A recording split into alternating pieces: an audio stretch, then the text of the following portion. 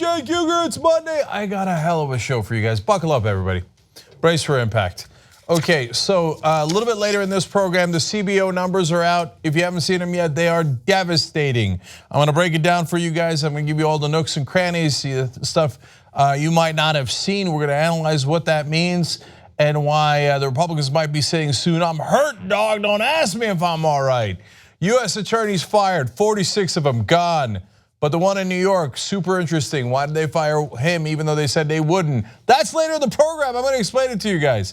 Also, second hour, there's two stories that are super trippy. One is corporations are gonna start genetically testing us against our will. What the fuck? Okay, so that's coming. And the purge happening in India. To me, it looks like the real life purge in a sense. I'll explain it, but it's part of their tradition and why they've got to lock up women during the purge. It's a fascinating story, let alone what I'm gonna do in this segment. I'm gonna go after the Democratic Party and then I'm gonna unify. We're gonna unify. What a show! Jeez, Lord mercy, what a show. Okay, now, as usual, let's start with fun. Kellyanne Conway recently talking about how Donald Trump might have been wiretapped by President Obama. That's, of course, the claim of Donald Trump. So she's going to talk to the Bergen County Record, and she says something curious. Let's watch.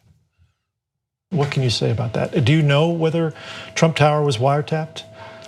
What I can say is there are many ways to surveil each other now, unfortunately. Do you believe there was an article this week that talked about how you can surveil someone through their phones, through their certainly through their television sets, any number of different ways, and microwaves that turn into cameras, etc.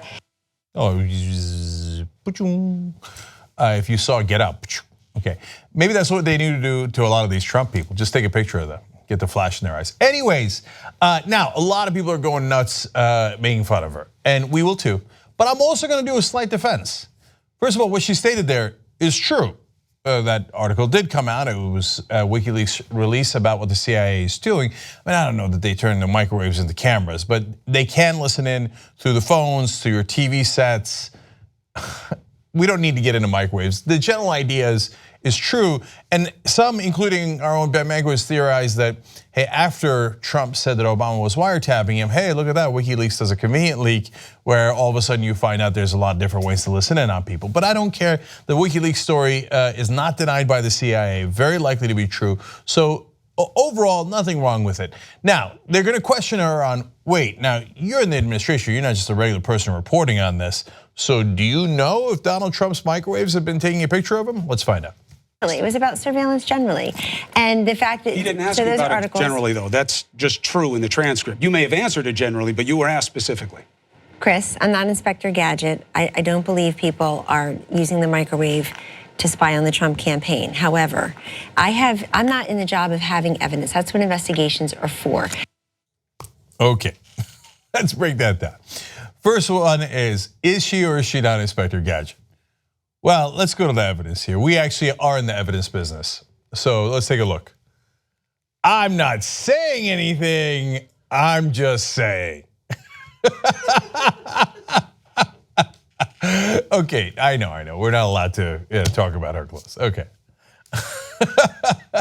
All right, second of all, more defense of her.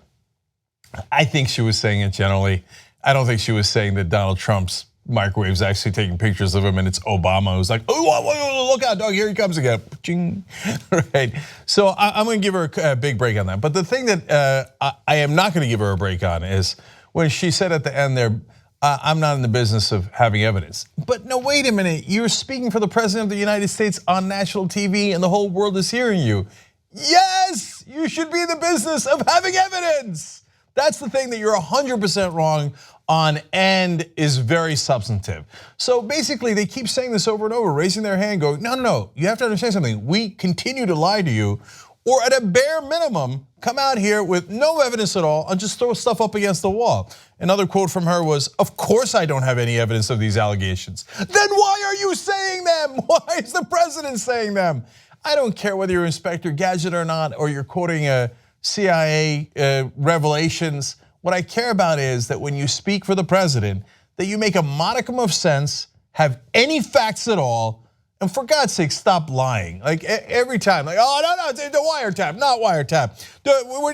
You shouldn't take the president literally. You should take him seriously. There are alternative facts. But Kellyanne, then why should we have you on television if you brazenly tell us you don't have any evidence of the things you're talking about, and you often give us alternative facts? And the answer is obvious. We shouldn't take you seriously. Okay, all right, so that's Kellyanne Conway. Now let's turn around and hit the Democrats. Okay.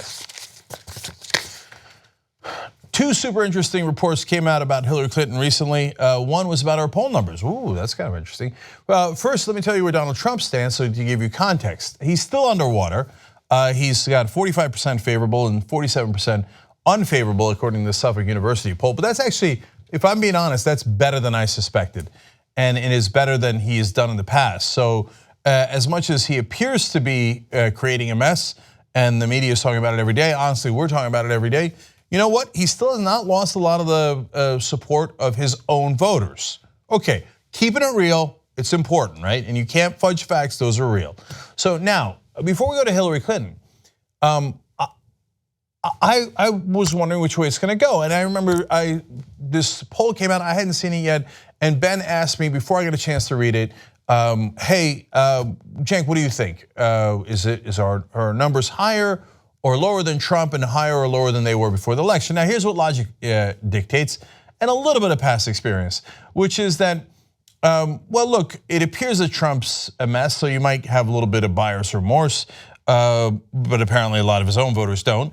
And then she did win the popular vote, so that evokes some degree of sympathy. She hasn't been in the news, so there's been no negative news about her. All of that leads to the conclusion that her poll numbers would be higher than they used to be. Now let's take a look at what they actually are. 35% favorable, 55% unfavorable. Wow. She is 20 points underwater. And she is way more unpopular now than she was even during the election. She's way more unpopular than Donald Trump now. Remember, before the election, she was slightly more popular than Donald Trump. In fact, she won the popular vote by almost 3 million votes. Wow. Now there's some countervailing facts that go in the opposite direction. Sometimes people get mad at you because you lost, and her support among Democrats and independents have gone down. That might be part of it. But overall, I think I have the answer, which is that they were never with her in the first place. The people who voted for her voted against Donald Trump, or they voted because they were Democrats, but she never had any real enthusiasm and support on her stances, whatever they were.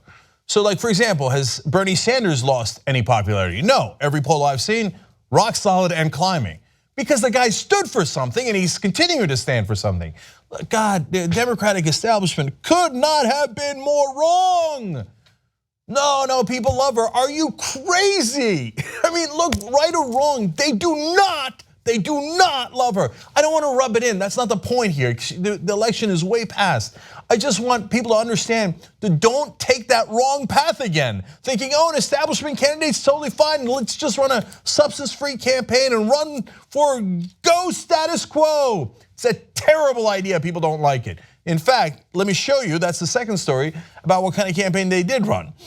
So Vox explains Clinton's team spent a whopping $1 billion on the election in all, about twice what Donald Trump's campaign spent. Clinton spent $72 million on television ads in the final weeks alone, and it didn't work. I'm gonna show you one of the reasons it didn't work in a second, but think about it first. How often did I say on the air, and I went to DC and I told the Democratic Party this to their face back in 2014, you guys don't understand the power of digital media. And maybe some people thought it was self-serving, but it's not. Donald Trump spent half of what Hillary Clinton spent, but he spent a lot more on digital ads. And he reached people in ways that the Hillary Clinton people didn't. Why? Because she's loaded up with bureaucracy and the establishment and the DNC consultants. And the consultants don't get paid as much if you're spending less. They want you to spend more so they can take 15% commission. So they did a wildly inefficient television ad buy, and they got outplayed completely. Now, the other part of the equation is what was in the ads. So now let me show you this stunning chart.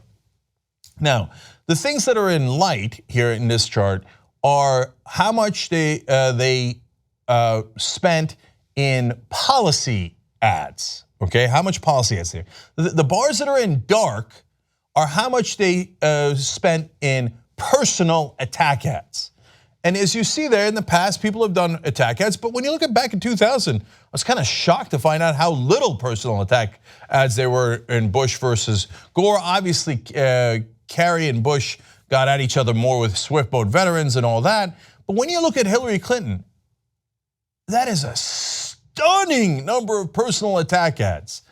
Trump's is way less against Hillary Clinton. I was honestly a little shocked by that. I didn't know that that disparity was that stark. Let me give you more numbers.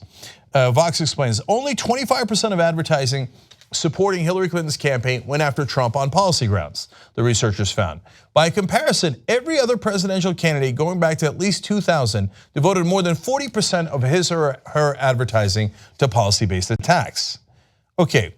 And if you're thinking, well, come on, Trump didn't have many policy ads. He actually did. First off, Wesleyan Media Project explains, that's the research here, says about 70% of Trump's ads contained at least some discussion of policy.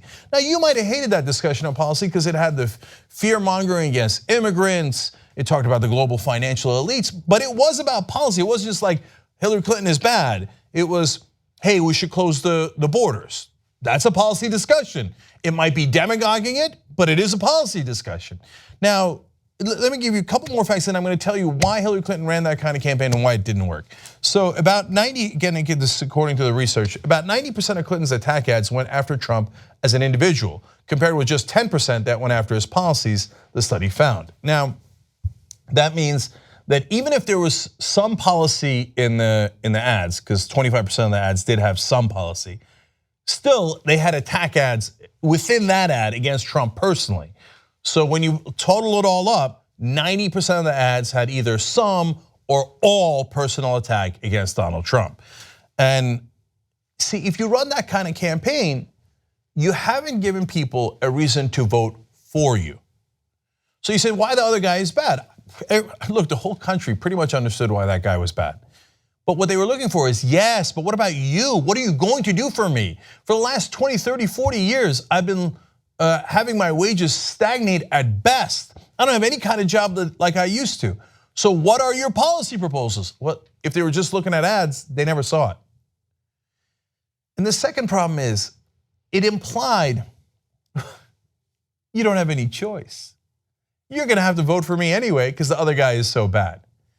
And a lot of people did not like that. And they thought, agree to disagree. We think we do have a choice. And we're not gonna vote for the status quo in the same way that we perceive we've been screwed over for 40 years. And by the way, they're right. Their productivity has been great for the American worker, and their wages have stagnated. The difference between productivity and wages over the last 40 years is about $12 trillion. So that is the greatest American robbery. And Hillary Clinton kept telling him, there's no robbery, everything's gonna be fine. Let's just keep on staying on the same path. Losing strategy. And of course, one last thing, they spent the ads in all the wrong places. Clinton's team spent virtually nothing advertising in Wisconsin, Michigan, or Pennsylvania until the final week, where they then decided to exponentially increase their resources there. Oops. In other words, they bungled this campaign in every conceivable way. Had that strategy of not spending money in the Rust Belt until the last week panic work out for you? So when the Democratic establishment comes back around and tells you, hey, you progressives, you don't know how to be adults. We're the adults in the room. We know what we're doing. Remember this story, because they don't have a clue as to what they're doing. They lost to Donald F. and Trump. They lost 69 out of the 99 state legislatures. It's not just Hillary Clinton, the entire Democratic establishment. They lost the House, they lost the Senate, they lost the Supreme Court. They don't know what they're doing. They're not adults, they're not practical. All they do is lose. How long can you stand this record of failure? So we've got to own up to it, you've got to realize what it is so that you could go on a new path. Because they are busy right now in Washington trying to convince you, don't worry, everything's fine, let's just stay on this path. Our answer to that should be hell no. JusticeDemocrats.com. let's try progressivism for a change. Let's try actually telling the American people why they should vote for progressives for a change. Let's try standing up for ourselves and fighting back for a change. JusticeDemocrats.com. Okay, now, more where this came from. Okay. You know how the right wing has CPAC? That's their conference every year that the media covers like it's the most important event. They love CPAC, the media does, the mainstream media. Oh my God, the right wing, they're so exciting and interesting. We want to cover everything. Now, Politico writes an article today as if there is no left-wing CPAC, but there is, it's Netroots Nation. There are many progressive conferences, but the biggest one and the one that brings together the grassroots activists is Netroots Nation. But Politico writes the article, never mentions them. Why? Because they're not steeped in money. They're not drowning in corruption. And they're left-wing. Oh, the media, the mainstream media, they hate the left-wing. You're gonna do some sort of protest, not gonna cover it. You're gonna get arrested because you have a conscience and you wanna fight back, you wanna resist, not gonna cover it, okay? Now look, they do the protest against Trump, they cover that because they don't like Trump. Trump's not part of the establishment, right? Now, Trump is a rich guy, also bathed in corruption, etc. But at least they feel like he's an outsider. So if you're protesting him, we'll cover it. But if you're left-wing otherwise, no, that's Netroots Nation. I mean, Netroots Nation gets about 1% of the coverage that CPAC gets. So now the establishment Democrats have decided, oh, I do declare we should have our own conference because it doesn't exist. It does exist. Anyway, Center for American Progress that is led by Neera Tanden, used to be led by John Podesta. You might remember that name.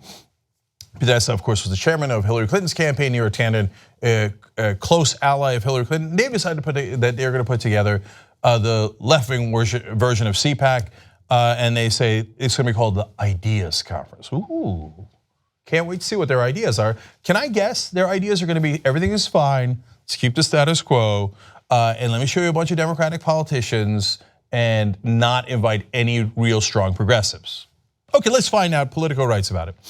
Democratic Senators Elizabeth Warren of Massachusetts, Cory Booker of New Jersey, Kamala Harris of California, Chris Murphy of Connecticut, and Kirsten Gillibrand of New York, Montana Governor Steve Bullock, and Los Angeles Mayor Eric Garcetti are all confirmed to attend, and more expected to be added to the event scheduled for May 16th.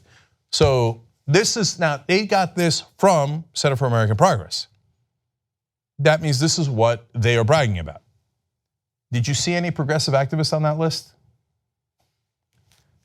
At best, an afterthought. They're like, oh, look at our politician friends. We got a bunch of our politician friends to show up. Oh, Cory Booker's gonna be there.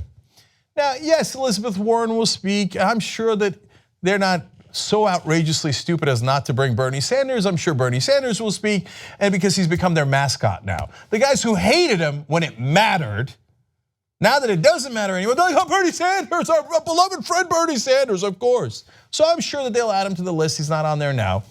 But did you see any of the strong progressive fighters? Did you see any online activists, any grassroots people on that list? The sound of silence. Okay. They explain, Politico does, several other big players, including CAP, that's the Center for American Progress, the Super PAC Priorities USA Action, David Brock's collection of organizations, the National Democratic Redistricting Committee, backed by Barack Obama and Eric Holder, and even the Democratic National Committee itself have been trying to stake their claims on guiding the efforts against the administration. In other words, don't worry, we got this, we're gonna fight against Trump, and these are the groups that are doing it. Did you see any actual progressive groups on there? Did you see any grassroots groups? Did you see any activist groups? Not a one, not a one. Because in Washington, the establishment is the only thing that matters. Priorities USA, they have money. They have money. The only thing that matters, money, money, money. Center for American Progress, those are all the people we run into in the cocktail circuit. They're so lovely and they have money. They're never gonna get it, guys. They're never gonna get it. What ideas? What ideas? Those establishment groups don't have any ideas. There won't be any ideas at this conference. And then Tom Perez, the new head of the DNC. Look, I want to give him a chance. And so maybe he'll turn it around. But let me give you his quote first. He says, over the next few weeks and months, I will be working with the new DNC leadership to make sure The DNC is the focal point in bringing progressives together and translating this momentum into a movement and earning votes for Democrats up and down the ballot. Now, he was picked by the same group, Barack Obama, Hillary Clinton's people, the lobbyists, etc., right? So now, that doesn't mean that you should have a closed mind, you should have an open mind towards Tom Perez. And of course, the proof will be in the pudding, and let's see what he does. Maybe he exposes all the money that the consultants are getting and actually brings in grassroots activism, and they actually knock on doors, which is a winning strategy, and don't waste billions of dollars on television advertising, which is a losing strategy that their consultant friends use to get really, really rich. But we'll see, okay? But are they actually going to share ideas? So far, they got till May. So far, nothing about sharing. So when they say unity, they don't mean, hey, let's have a conversation, let's share these ideas, and then let's see what comes out of it, and then we'll do unity afterwards. No, they mean unity as in bow your head. You will unify behind us. Okay, we could put it to the test right now. Look, we have unity on the left. Progressives almost universally agree. The Bernie Sanders campaign platform is very similar to the Just Democrats platform, brand new Congress, obviously our revolution, and the list goes on and on. Almost all the progressive activists agree to that platform. Are you in? By the way, a huge pillar of that is stop taking money from corporations and PACs and doing what those corporations want. Do you agree to that? No, you don't agree to that. So why don't you unify behind us? Get behind us. We have the real voters. We have the real audience. Sanders has a giant email list. You like that list, right? You want the list, but you won't do what it takes to get the list. You just want the money. How about, they keep saying like, I got called over the weekend. They're like, David Brock is trying to start the Breitbart of the left. Do you know of any progressive media? We have 80 million unique viewers. Breitbart is a pimple on our ass. Nope, I don't see it. I wonder where the progressive voters are. I wonder where the progressive media is. I don't know, I don't have any ideas. I asked all my buddies in Washington and they didn't have any ideas either. You don't want to share ideas. You don't want unity. You want compliance. The answer to that, and I'm being polite here, is hell no. Now let me see some speakers there that are actually going to share ideas, and let me see you actually listen to them, then we'll have a conversation. But you're not gonna do any of that. Yes, after receiving pressure, you will then invite Nina Turner, I hope, okay, and a couple other people, and then you'll go, okay, I did it, it's good enough, it's good enough. It's all window dressing. Do you think they're gonna invite fire breathers? People who actually want change, who want to do something? No, it's so impolite, it's so impolite. And we don't want to ruffle too many Republican feathers, and our consultant friends in DC, they will abhor those speeches. No, they're gonna keep out the real progressives, largely speaking, except for some people they're gonna get to point to and go, okay, here, there's a couple of people I brought for you. And then when we say, no, you didn't really have an exchange of ideas, they'll go, there's no appeasing these guys. We had 2 or 3 of them sandwiched between the 48 of our friends who are all pro-corporate, and they're still not appeased. What are we gonna do? If you have the haughty demands and you assume that we should follow you, well, I will match you. You should follow us. JusticeDemocrats.com, you can look up our platform. Like I said, brand new Congress, our revolution. You could follow our lead. Why do the voters have to follow you? You should follow the voters. Do you have them? Look at Hillary Clinton. You thought picking Hillary Clinton was a genius idea. She's sitting at a 35% popularity rating. You know why? Because we were right. She never actually had any support. It was just because she had a big name and she had all of you guys pushing her. Your ideas are non-existent and you won't bring real ideas there. But look, you got till May. I'm happy to see you prove me wrong, but I would be genuinely shocked. Okay. You want unity? Let me show you unity. Let's go to the next story.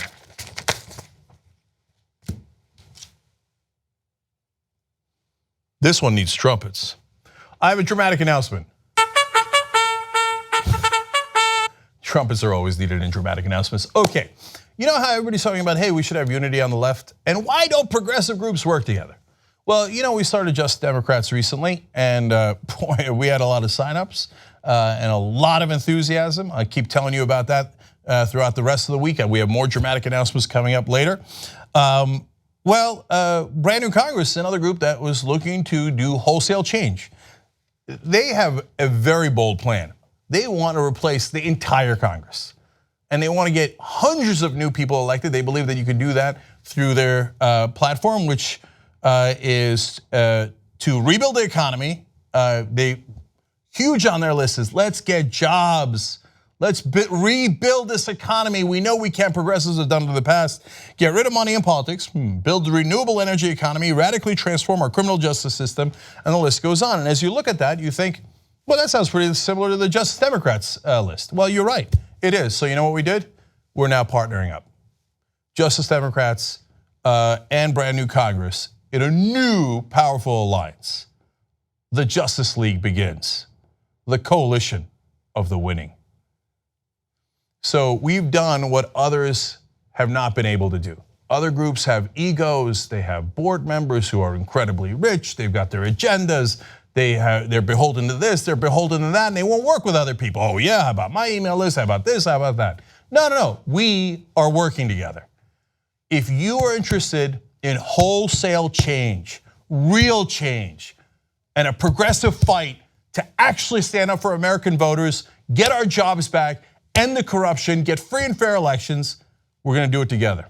So, look, you've got brandnewcongress.org that already exists. They've already also had a lot of nominations for people to run in primaries, real people, doctors, veterans, just like Justice Democrats. So we're going to pool our resources together. We are going to pool our experience together, our organization together. We're going to pool our candidates together and come out much, much stronger. Yes, progressives can work together. We will be working together. And so for the sake of convenience, justicedemocrats.com, that is the place to go if you want to nominate people in the future. And united, we are going to be way too strong. And believe me, that the establishment Democrats are not going to want to unite behind an actual progressive platform. By the way, I couldn't be happier if I was wrong. If they say, hey, you guys are right, we're adopting that platform wholesale, and we won't be taking any more corporate money or PAC money, deal. I would love that unity, I would love it. My guess is they're gonna go, oh no, these guys, they're actual progressives. They're going to hurt our chance of winning. The way we should win is by selling out. We need to get more and more money from our corporate friends. Hey, Democrats, establishment Democrats, let me ask you something. How's that strategy working out for you? You lost the White House, you lost the Senate. Have I said this before? You've lost the House, you've lost the Supreme Court, you've lost 69 out of 99 state legislatures, you've lost nearly 1,000 seats at the state level since 2009. How much more can you lose? With that record of grotesque failure, it is time for them to step aside and let us lead. If you want unity, we're ready to lead. You get unified on this actual progressive platform, and let's go conquer the country together. JusticeDemocrats.com. Let's do it together. Hell yeah. We'll be right back.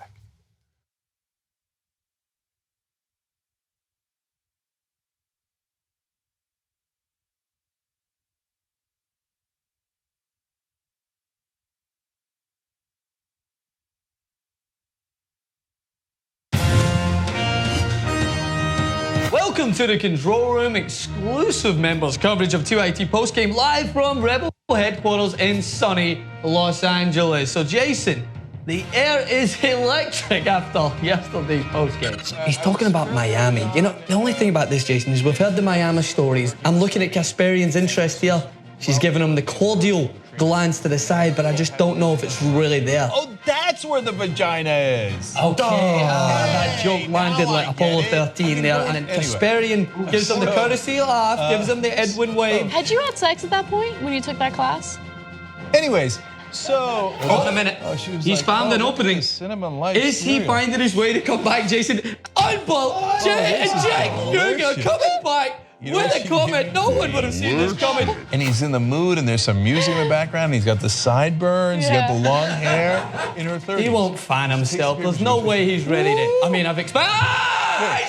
She's like, well, that was something. He's got it. Okay. It's unbelievable. every dog has its day, and this dog is having the best day of his damn life.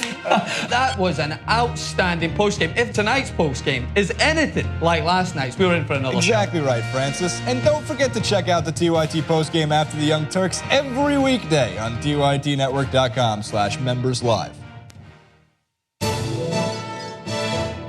When news is breaking and when you need Brett Ehrlich, it's time. When news breaks, when news is breaking and you like. When news is breaking and you need Brett Ehrlich, it's time for Breaking News with Brett Ehrlich. This is Breaking News with Brett Ehrlich.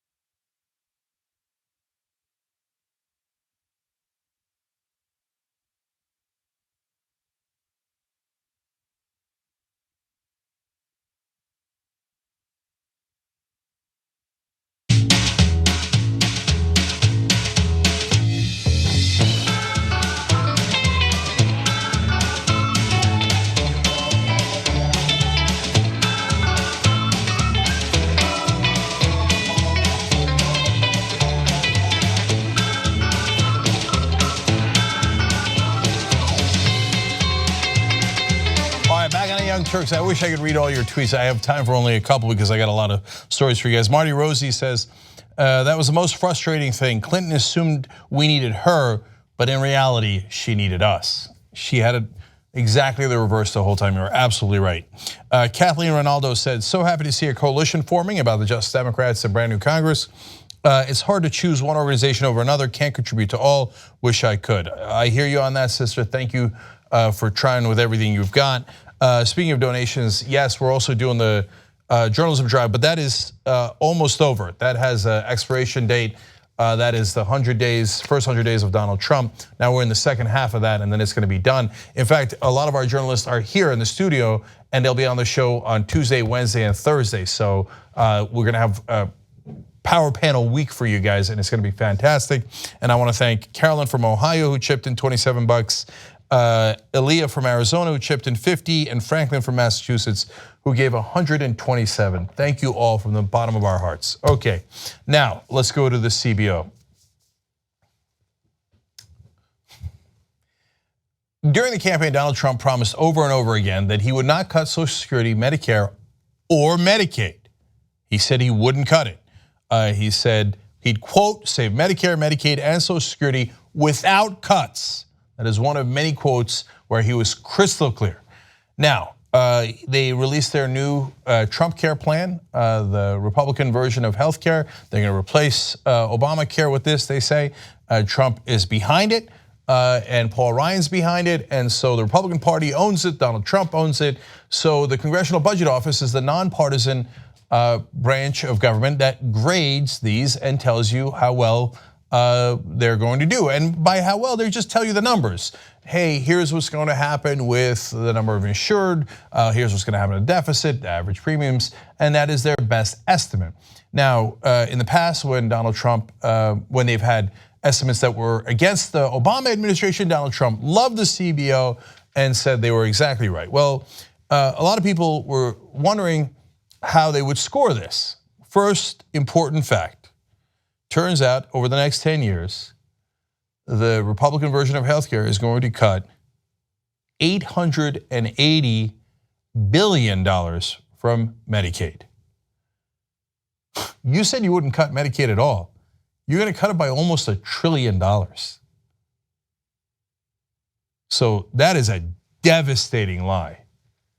And if you voted for Donald Trump, and it was because you were worried about lying Ted and crooked Hillary, well, how do you like this whopper of a lie? He said another quote, I mean, I've got dozens of these, but he said, I'm not going to cut Medicare or Medicaid, period. Oops. Okay, so that's the Medicaid cut. Now, the big number that everybody was looking for is how many people will lose their insurance? In the beginning, of course, Donald Trump said, I'm going to cover everybody. It's going to be fantastic. Nobody's going to lose their insurance. I'm going to cover even more people than Obamacare. Of course, that's preposterous. The plan that they released does no such thing, and everybody already knew it. One estimate said that it might cut 6 to 10 million extra people off of health care insurance, so they would be uninsured. Another one, I think it was from Bloomberg last week, said the CBO might estimate that it is as much as 15 million people who would lose their insurance. Well, the numbers came out today. Let's find out what they said on that count. 24 million people will lose their insurance over the next 10 years under Republican legislation being pushed to repeal Obamacare, the nonpartisan Congressional Budget Office said on Monday.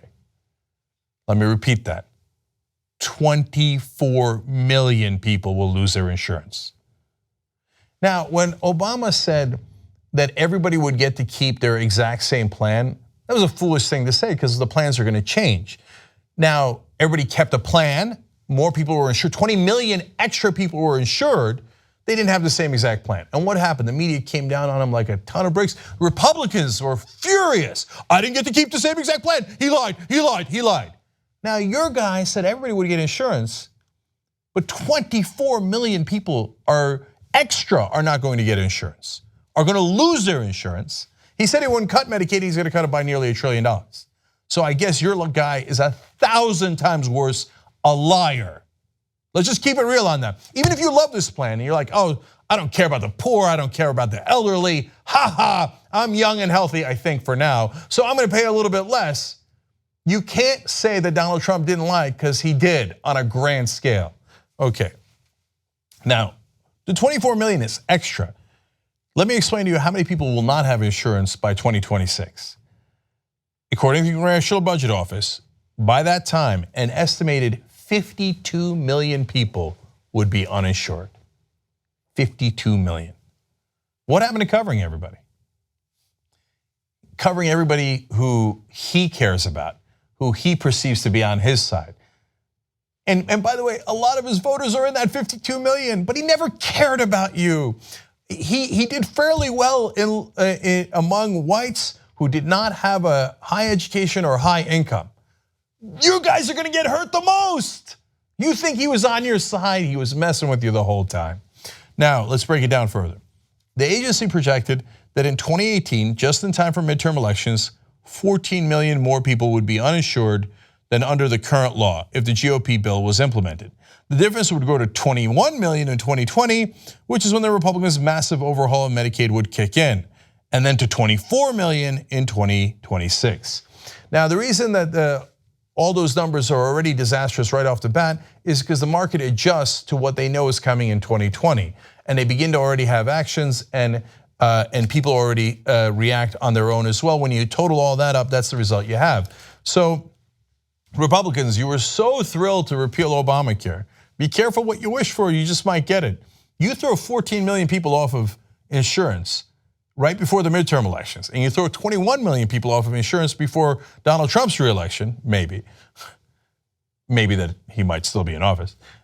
I have a sense that those folks are gonna be a little angry. I know what you think. Poor people, who needs them? They never vote Republican anyway. That's actually not true. A lot of poor people vote Republican. A lot of people who voted for Trump are gonna lose their insurance, and they ain't gonna be happy. You told them they were gonna keep their insurance. You lied to them.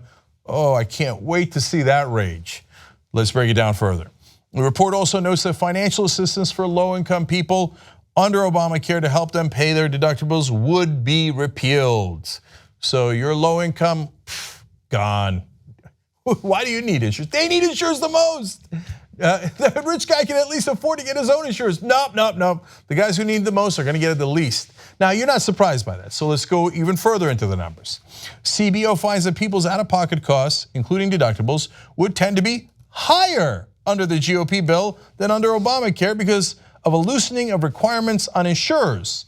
High deductibles have been one of the GOP's main lines of attack against Obamacare.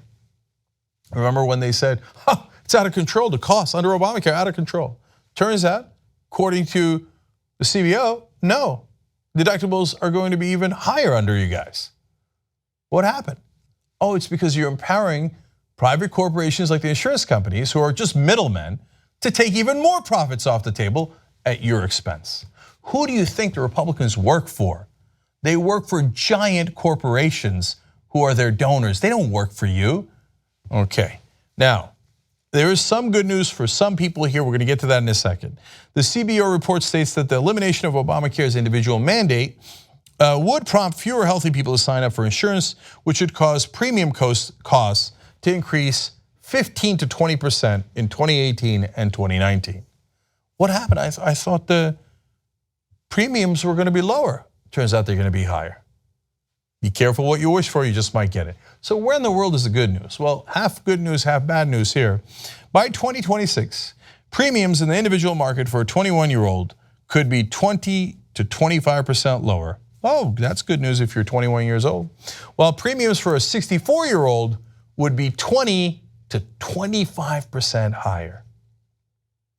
So if you are an elderly voter who voted for Trump, and there are a lot of them out there, and all of a sudden your premiums are up by 25%, more than they would have been under Obamacare. See, they can't trick you with that because you actually have to pay it.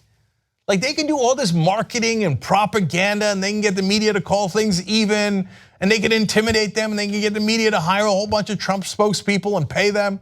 But the bottom line is, when your premiums go up by 25%, you're gonna know. And there's one thing older Americans do: vote. So be careful what you wish for, you just might get it. Vox had one example that they found in the numbers and they wanted to share, and this is amazing. Again, if you're 21 years old, you're actually going to pay less. If you pay $1,700 under Obama for your premiums for insurance on average, now you're going to pay $1,450. Okay, so you're going to save $250. If you're 21 years old and you're like an online troll, you're thinking, yes, screw everyone else, I won slightly. Okay, now what if you're older? If an average person who's 64 years old under the Republican bill, under Obamacare, so first of all, under Obamacare, let's set the standard. They paid $1,700. Okay, but under the Republican bill, that particular guy, this isn't true for everybody, but this is an average 64-year-old, according to the numbers, would pay $14,600, more than half of his annual income just on insurance for healthcare. The amount is, are you sitting for this? A 750% increase in premiums compared to Obamacare. So, look, you saw the averages for if you're in the older range, your premium is going to go up 20 to 25%. But some people are going to get hurt real bad for certain reasons that are in the intricacies of the bill. They're going to get hit with a 750% increase. And some of those folks, again, most of those folks are in the older brackets. They trusted that the Republicans wouldn't cut Social Security, Medicare, or Medicaid. They trusted that their premiums would be lower. That was the wrong bet. Now, Donald Trump and his acolytes can yell fake news all they want now. Me saying this doesn't matter. The nonpartisan CBO saying it, you can ignore it if you want. When they pass it, if they pass it, and it becomes law, this stuff is real. It will actually happen. So you can call it a fake news all you like, but when your bill goes up 750%, that'll be real news. That'll be real news. And it'll devastate you. So be careful what you wish for. It looks like this is what you got. Okay, one more nuance to this. So the CBO numbers came in today and they're nonpartisan, but the Republicans have been aware that they are going to be bad numbers for the Republican plan because they knew they're not covering a lot of people and the premiums are actually going to go up. So the Republicans have been yelling at the CBO for quite some time now. Gary Cohn, who's the White House chief economic advisor, said, the Congressional Budget Office, their numbers are, quote, meaningless. Really? We've been relying on them for decades and decades and decades, both Republicans and Democrats, including Donald Trump. But now they're meaningless because they're going to come out with numbers that are bad for the Republicans. Sean Spicer said, if you're looking to the CBO for accuracy, you're looking in the wrong place. Okay, so has that always been their opinion? Well, let's go to the man himself, Donald Trump. There are dozens of these tweets. I'm just going to give you a couple here. In the past, he tweeted, the CBO has confirmed that Barack Obama's stimulus crowds out private investment while not creating any jobs. Wait, it sounds like he believes the CBO there. It sounds like he doesn't think the CBO is meaningless at all, that they are actually right. Okay, let's see if there's more of that. Scary. The CBO estimated that US publicly held debts amount to over 70%. China's buying our country up. What? That's 2012. That looks like Donald Trump believes in the CBO at that point. Here's another one. Waste. The CBO now estimates that Barack Obama's stimulus cost $831 billion and a ridiculous 4.1 million per job created. Oh, so when it's against Obama, you like the CBO and you think the CBO is credible. Again, I can go all day, all night with Donald Trump tweets praising the CBO, believing the CBO, saying the CBO is right and you should watch out because the CBO has warned you of certain things. So I'll just give you one last one. It says, congrats. Everything has to start with some sort of dramatic exclamation. This is in 2014. Congrats to President Obama and Dems. CBO has tripled its estimate of working hours lost due to Obamacare. Job killer. Now, CBO just came out with their numbers. They say that 24 million people will lose their insurance under Trump and the Republican healthcare plan. And it will cut Medicaid by $880 billion. So now that that's happened, they're like, Trump, meaningless, doesn't mean anything. You're looking in the wrong place. CBO, did we say the CBO is awesome? Okay, Sean Spicer then explaining the jobs report said the jobs reports may have been phony in the past, but it's very real now. Now, the reason they say that is because in the past, the jobs reports were great under Obama. They're like, they're phony, fake news. One jobs report comes in with positive news for Trump, which is leftover, obviously, from Obama. And he's like, see, the job numbers are real. All of a sudden, the job numbers are real, and the CBO is fake. I have a pretty good sense of who's actually fake. I think you do too. Okay, now let me go to the US attorneys. Okay. At the end of last week, Sean Hannity goes on his program and basically tells Donald Trump, because he knows Trump is watching, that he should fire all the US attorneys. Here, watch for yourself. We've been warning you about the deep state, Obama holdover government bureaucrats who are hell-bent on destroying this president, President Trump. Tonight, it's time for the Trump administration to begin to purge these saboteurs before it's too late. It's time now for President Trump to follow Abraham Lincoln's example and fire anyone and everyone who is actively working against him in government. It's very important for President Trump to act right now. Congressman Steve King, he tweeted the following: Donald Trump needs to purge leftists from the executive branch before disloyal, illegal, and treasonous acts sink us. Now, it's important that the president begin to hear this and act now. Now, my message tonight is simple. Every holdover from the Obama administration, they need to go. Okay, act right now. I'm going to tell you why Sean Hannity and Fox News are panicking at the end. But first, let's be fair to the administration. They can fire and do normally replace the US attorneys. There's 46 of them, and it is a political appointment. So you're supposed to have your own guys ready, and then so that you have a smooth transition. And then you ask the guys who were there before to leave, and you bring in your guys. That's normal. So you don't have to bother blaming them for that. Now, there is one person that they fired that was a little unusual, though, and it's Preet Bharara. He is the US attorney in the Southern District of New York. Now, that's a very powerful, very important office, and they had told him that he could stay. Trump said that himself personally. But all of a sudden they changed their mind on him. So when in the middle of the weekend, after hearing Sean Hannity's report that he has to act right now, Trump fired all 46 US attorneys, including Bharara, who said he wouldn't fire. So when asked about this, the former US attorney said, "I did not resign. Moments ago, I was fired." And it's true, and the Trump administration confirms it. They asked him to resign. He didn't because of what Trump had told him in the past. And then he got a call saying that the acting person in charge of this at the Justice Department said that he had just talked to Donald Trump and you're fired, okay? Now, Bharara went on to say, "One hallmark of justice is absolute independence, and that was my touchstone every day that I served." That's interesting. I wonder why he mentioned the independence in the context of all of these resignations and his own firing. Bharara's refusal to resign, according to CNN, created a stunning public standoff Saturday as 46 US attorneys across the country were asked to tender their resignations Friday afternoon. But unlike the others, the reason Bharara's sudden dismissal came as a surprise is that the high-profile US attorney had been told after a meeting with Trump in November that he could stay on and felt blindsided by the request for his resignation on Friday, sources told CNN.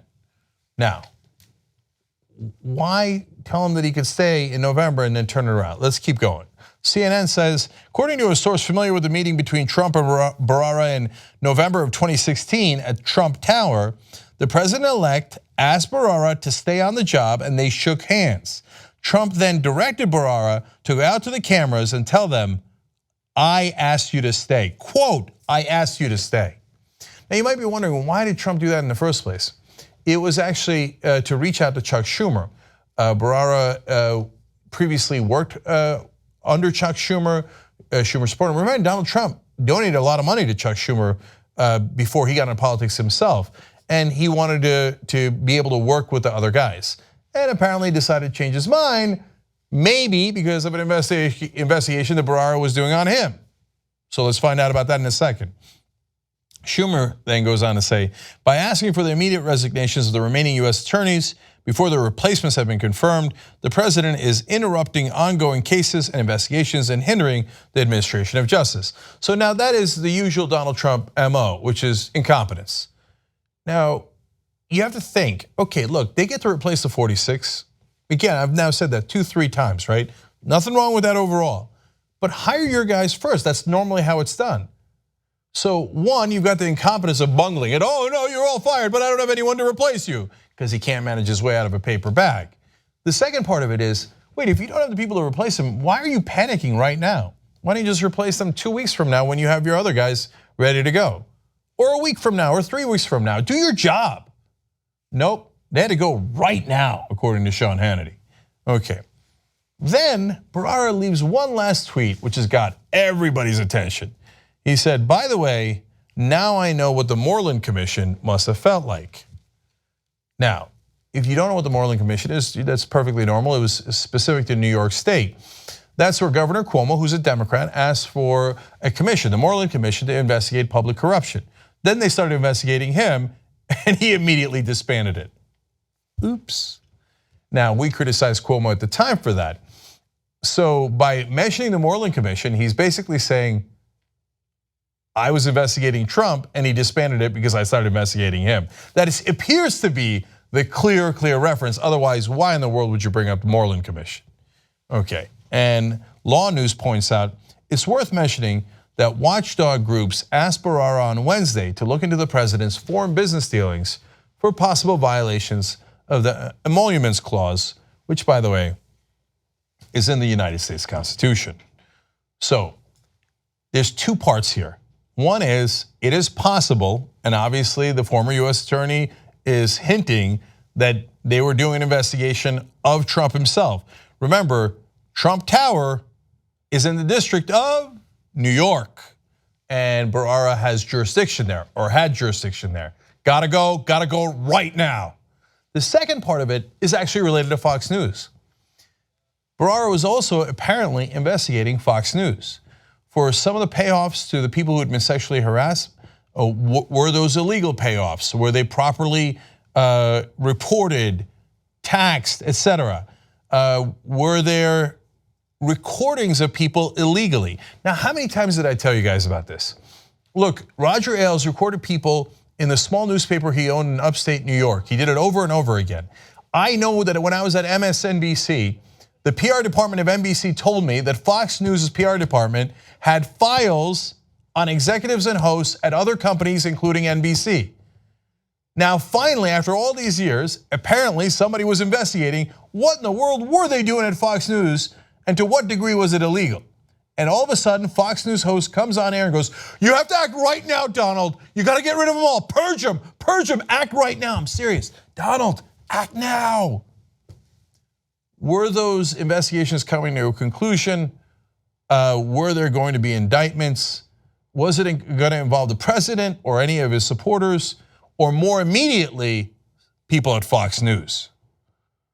Now, we have no idea if the person who's going to replace Bharara in New York is going to be in any way independent, or they're just going to be a political hatchet man for the administration and just cover these up. But there are a lot of people who work at the US Attorney's Office. They know what these cases are, they know how much work they've done on them, and they know how much evidence there is. So if they try to cover these up, I think it is going to be a disaster for them. So stay tuned, this is a huge story. Okay, I gotta take a break, and I gotta give you one other story when we come back. Come right back.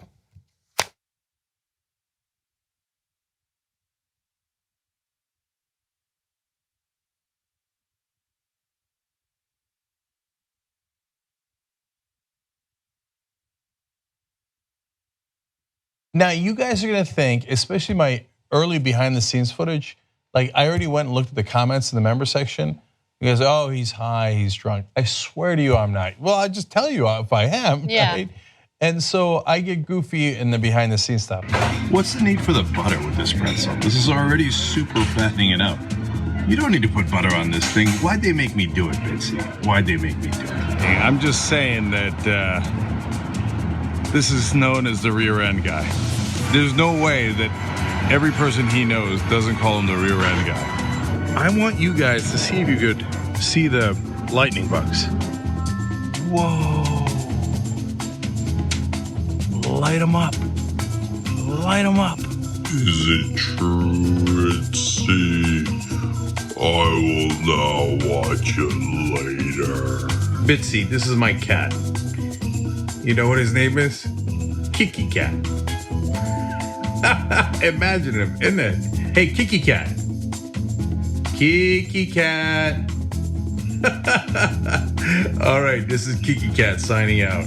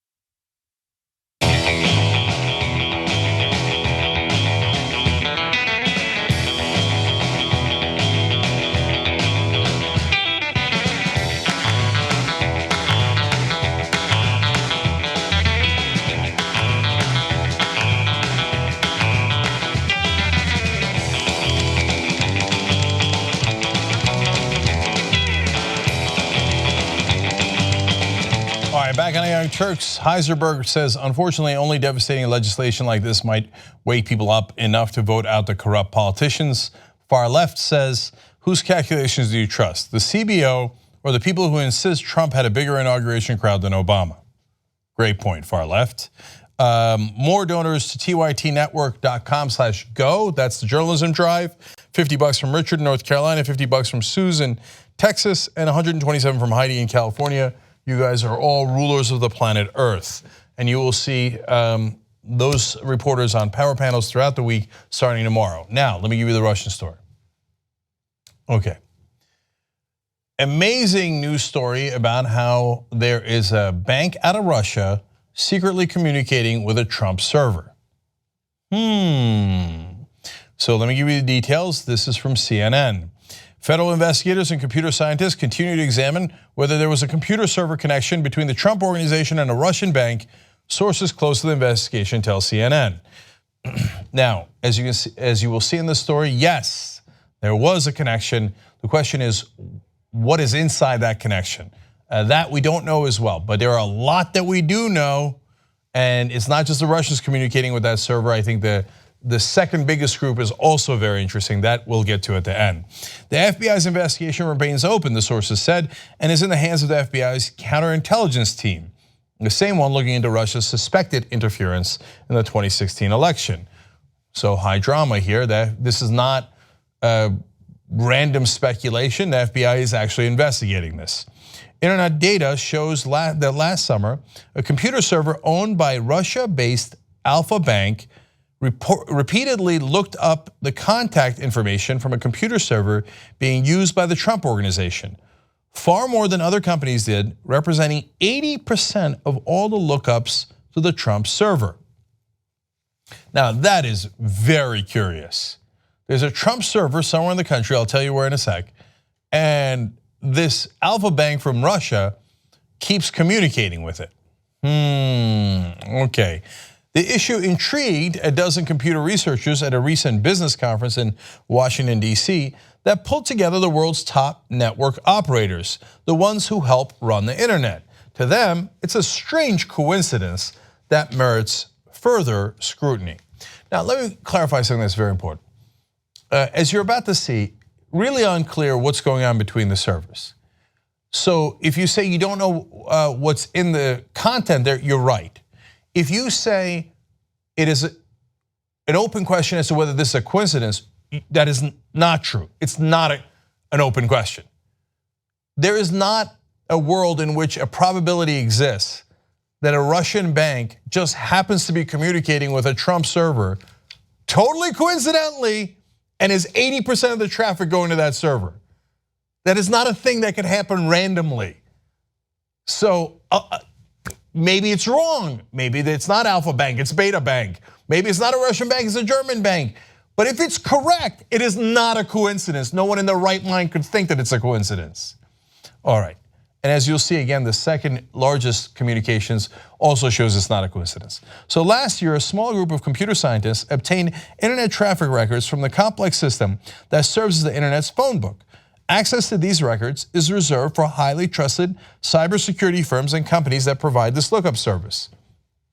These leaked records show that Alpha Bank servers repeatedly looked up the unique internet address of a particular Trump Organization computer server in the United States.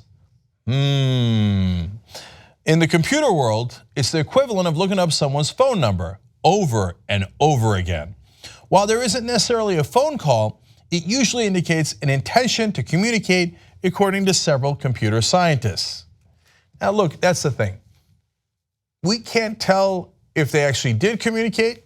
We can't tell what that communication substance was or content was.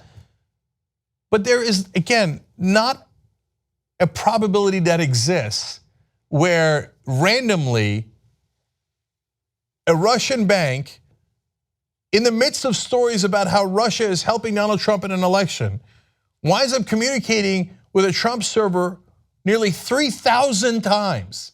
That is not a probability that exists. Of course it's not a coincidence. Should they investigate further to see what in the world they were doing? Of course they should. This is a giant story.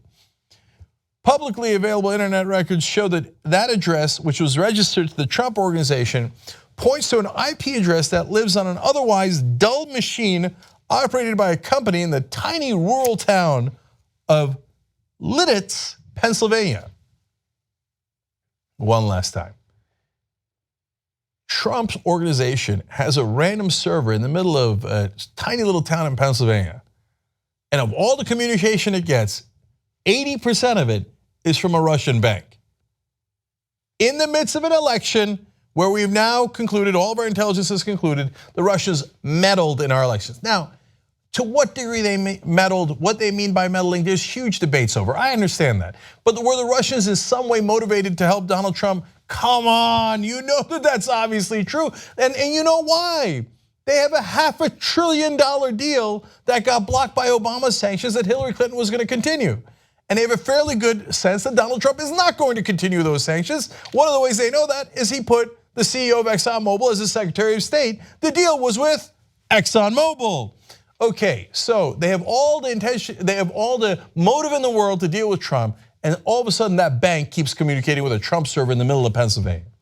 Now, the last straw was, hey, there's another entity that's communicating with the Trump server. And combined, these two are 99% of the communication to this one server. Now, so if that second entity turns out to be random, then I would go, okay, wait.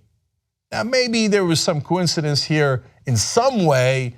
Let's find out, right? So far back in second place, they explained, with 714 such lookups, was a company called Spectrum Health. Oh, well, I hadn't heard of Spectrum Health, so I thought maybe that is random, right? That would change the tone of the story completely. Let's find out if it is. Spectrum is a medical facility chain led by Dick DeVos, the husband of Betsy DeVos, who was appointed by Trump as US Education Secretary. Now, let me get this right. There's a server in the middle of Pennsylvania that Trump runs.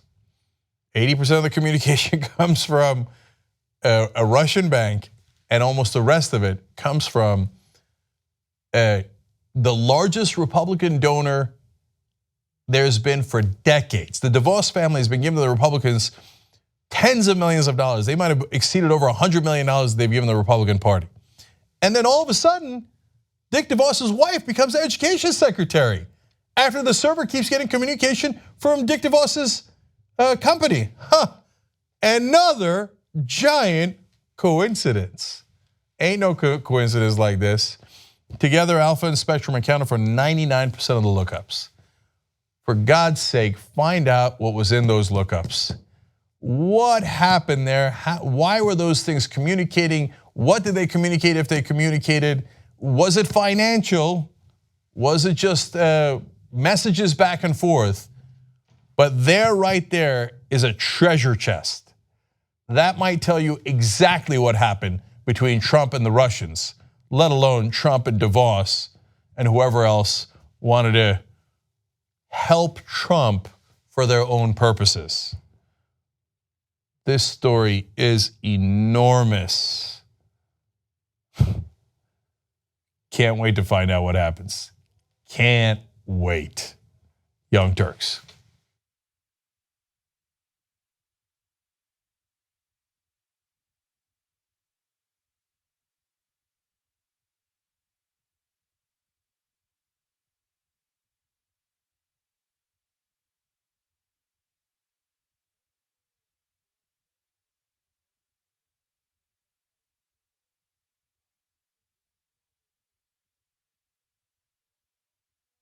Where we have expanded the circle of liberty. Look, all we try to do on this show, okay, is to give you perspectives, right? So you can get a better understanding. We need to change our mentality and understand why these people are trying to leave their own countries and everything that they've known, everything that they've built. Yeah. It's not to come here and harm you. Anytime you force someone like they did in Arizona to carry their paperwork, it's to remind them every day that they do not belong in your society. Now that is the sound of fascism beginning here in America. Doesn't that scare you? Don't you see history repeating itself? That xenophobia and faux populism to get people worked up to attack outsiders. That is violent rhetoric, and your violent rhetoric translates to violent actions. If you don't get that, well, you're either in denial or you know it's true and you just don't want to admit it. What's the message we're sending to the rest of the world? I mean, give us your poor, you're tired, and we will greatly mistreat them under horrible conditions where some of them will die. That's not what the Statue of Liberty says. If you asked me to come up with something insulting to Latinos, I couldn't have done anything like this. I wouldn't have thought to insult their grandkids. 2/3 of the people shot when they're unarmed were blacks and Latinos. That means they were wrong. They're like, who cares? Shoot them, shoot them, shoot them, shoot them. Look, my dad was born in Syria. My dad could have stayed in Syria and he could have been a victim of all this, right? And the thought of the United States saying no to Syrian victims, I don't know, it makes me incredibly emotional and incredibly angry because I think it goes against what this country's about. The fighters, the warriors, the ones who go the extra mile, in this case literally, to provide for their family and to look for that American dream. And they shouldn't be forced to live in an American nightmare.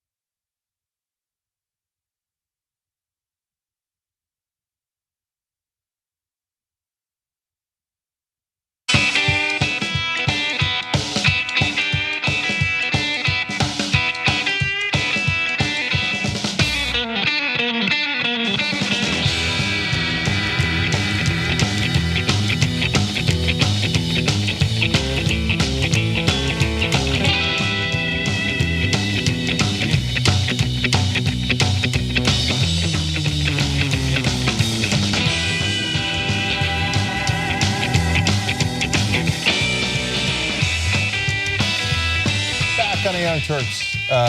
Cenk Uygur, legendary anarcho-Kasparian. Legendary. I was in Austin for South by over the weekend, and I did a lot of work and I did a lot of drinking. During the postgame, we will discuss the drinking part. Okay. I briefly turned the charm back on for like the first time in a dozen years. What does that mean? That means the nuclear reactor is on, okay? Like in talking to women? In talking to women, uh-oh. Do you really want to share that information? No, I do, in the postgame. tytnetwork.com/join. Okay. Drums. Okay. What were the women's reactions? Drums, okay? But the reason I brought it up here is because, as usual, women saying, oh, Anna's our role model. There's pedicabs in Austin. One guy was like, tell Anna all the pedicabbers are on her side. Like, I'm not sure you know that, but okay. I like that the voice of the pedicabs are on the side of Anna. All right, loving it. All right, cool. Joshua Kaipo Beta writes in, oh my God, daylight savings is over and I missed the first hour. You gotta wake up, Joshua. But don't worry, if you are a member, you also get the show anytime you want without ads. tytnetwork.com/join. Okay, and Old Turk says it's a pretty strong indication either someone in the bank, referring to Alpha Bank, is communicating with a server or trying to make it look like it did, right? I totally agree with you on that. Last one, Sean Wilcox says secret funding from Russia would explain how Trump's fundraising appeared to be so low and yet he always had tons of money to spend. Sean, no, that's not quite right. He didn't have tons of money to spend and he didn't spend as much money. If he was getting money from the Russians, that's an if because we don't have the evidence yet. He totally did. Anyway, it would have been for other reasons. We talked about this in Old School. Again, that's for the members. Sorry, but the members power our show, and so you should check out the last Old School. He might have had loans from the Russians earlier. It might be related to Rosneft, et cetera. Okay, and then I just want to check in real quick again on the journalism drive. Thomas from South Dakota, $15. Stuart from Canada, $27. Wayne from New Zealand, $27. I love it. I love the international support for it. Nomi's here, Jordan's here, Michael Tracy's here, Emma's here. We're gonna have all these guys on the show, power panels all week, Tuesday through Thursday for you guys. Let me see where we are in the drive. 1,425,000. All of a sudden, close to 1.5. Where we would have to release new set of names. Damn. Drums. Do you already have a name locked down? I have 2 names locked down, but the third one I don't yet, and I'm in a slight panic. A third one, normally there's 2. There's a giant bonus in this round. I'm not saying anything, I just said that, that's all. Okay, all right, let's go forward. All right. No, I know it, Anna. They're gonna love the bonus. All right, let's go forward. In the midst of all the healthcare debates, the Trump administration and Republicans in Congress managed to take the first steps in approving legislation that would allow employers to demand genetic testing from their employees. Now, this is part of the wellness programs that some of the major corporations in the United States offer.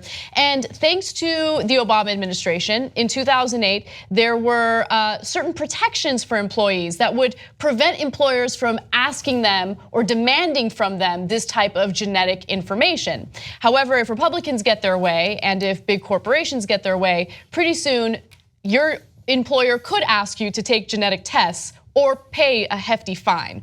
Now, this legislation would allow companies to require employees to undergo genetic testing or risk paying a penalty of thousands of dollars and would let employers see that genetic and other health information. So the bill, HR 1313, was approved by a House committee on Wednesday, just this past Wednesday, with all 22 Republicans supporting it and all 17 Democrats opposed.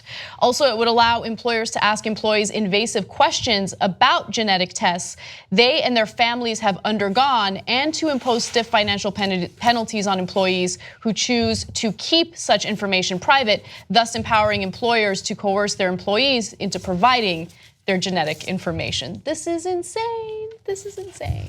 I think it is a disastrous idea, and let me break down all the different reasons why. First off, when they know your genetic info, they can discriminate against you ahead of time. So if you are predisposed to certain things, even if you don't get them, you might never even get that disease, but you're predisposed to it according to your genes. So this is a level of discrimination that is molecular.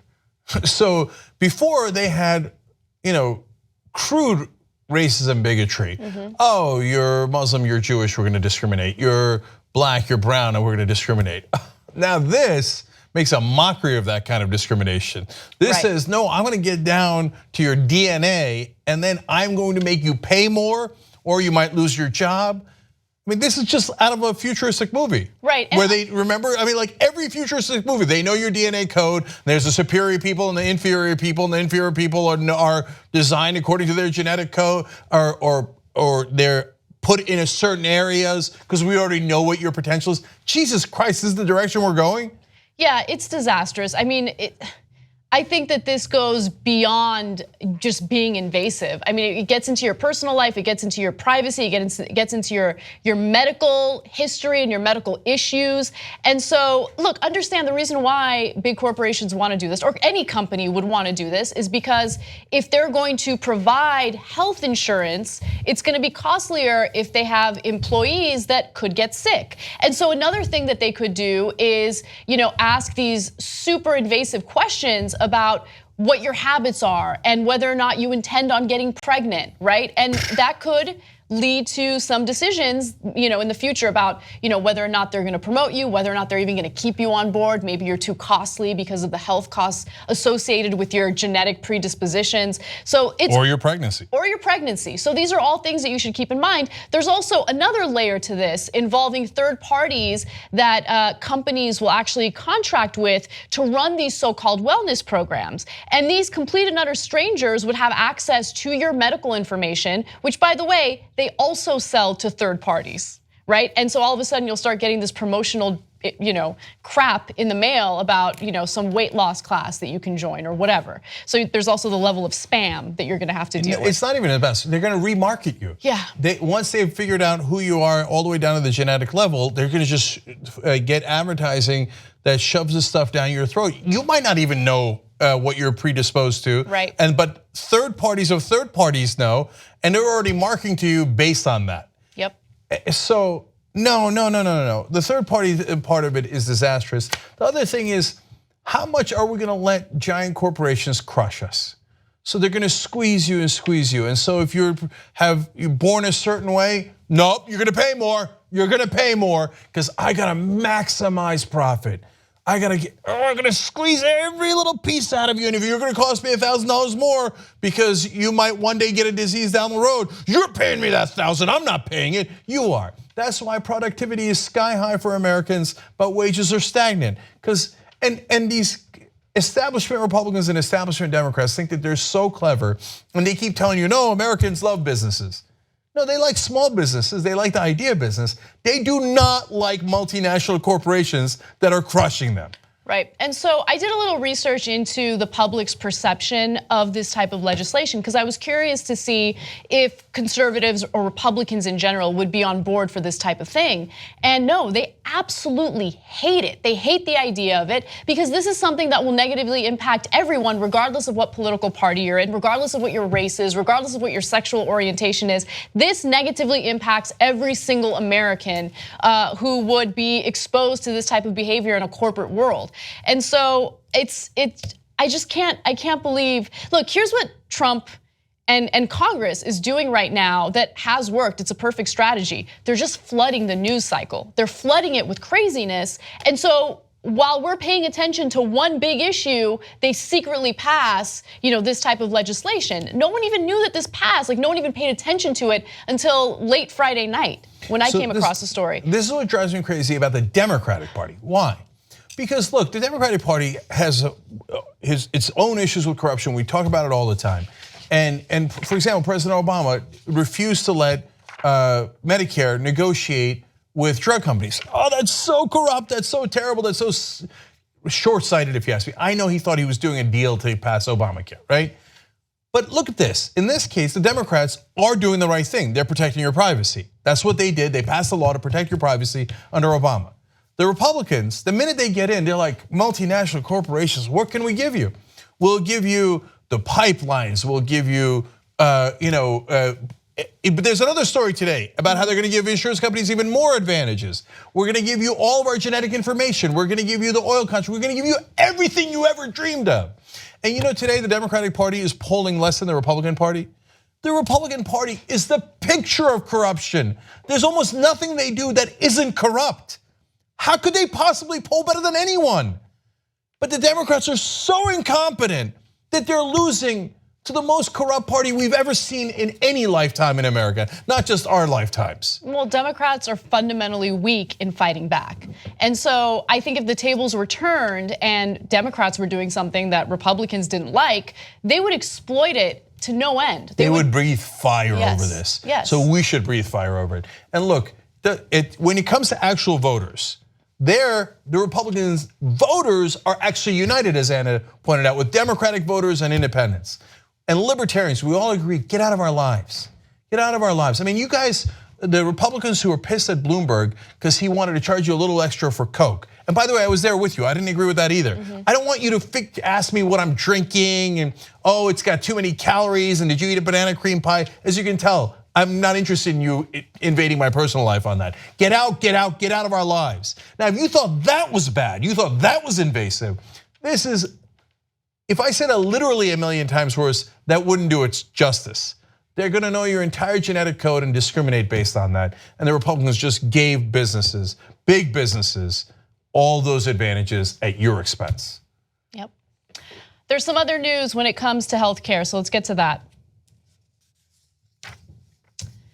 We all know that pharmaceutical companies engage in a little bit of price gouging, and shareholders are very much concerned about that because if a pharmaceutical company goes too far, well, shareholders' investment in that company could be at risk. So as a result, shareholders were pushing for legislation or regulation that would force pharmaceutical companies to disclose what their rationale is for increasing prices for various medication. Well, you would think that Trump, who claimed that he was going to be tough on these pharmaceutical companies, would side with the shareholders here. But it turns out that some of the people that he appointed himself are very much against this and have put a stop to it. So investor groups last year filed shareholder resolutions that, if passed, would force their boards to more meticulously detail their price increases for major medicines and to provide the rationale and criteria used for these price increases. Now, the Securities and Exchange Commission endorsed drug companies' move to block the resolutions from being voted on by shareholders at their annual meetings. They're not even gonna get to vote on it. The SEC move followed Trump promoting Republican SEC Commissioner Michael Piowar to serve as acting chairman of the agency. So now, my take on this is a tiny bit complicated. And so first off, if this was applied to any random industry, I think I would vote no. So let me explain. So if they said to Nike, you've got to tell us how you justify the price of your sneakers, I'd say, well, no, that's kind of their business, not your business. People will either buy the sneakers or they won't buy the sneakers. Why do they have to justify what they're charging? So I would vote no on that if I was a shareholder and that came up in the Nike's shareholder meeting, right? And I would consider that overregulation. But, and there's a lot of buts here. One, healthcare isn't Nike's. Yeah. And healthcare applies to all of us. And you've got these middlemen, these insurance companies we actually don't even need that are making a profit off of us. Right. We could actually get the healthcare insurance direct from the government, as almost all other developed countries do, and then we would cut out their profits, which is sometimes 15 to 20% at least, sometimes much higher, and we could keep that money. So when we say, hey, it might be good to see how the healthcare companies justify their costs, especially the insurance guys, that makes a little bit more sense to the public. But in this case, it's not us asking. This is where it makes a big, big difference. It's the shareholders of those companies that are asking. Now, on that note, I never understand why this is even a question. The shareholders of the company are the owners of the company. That's right.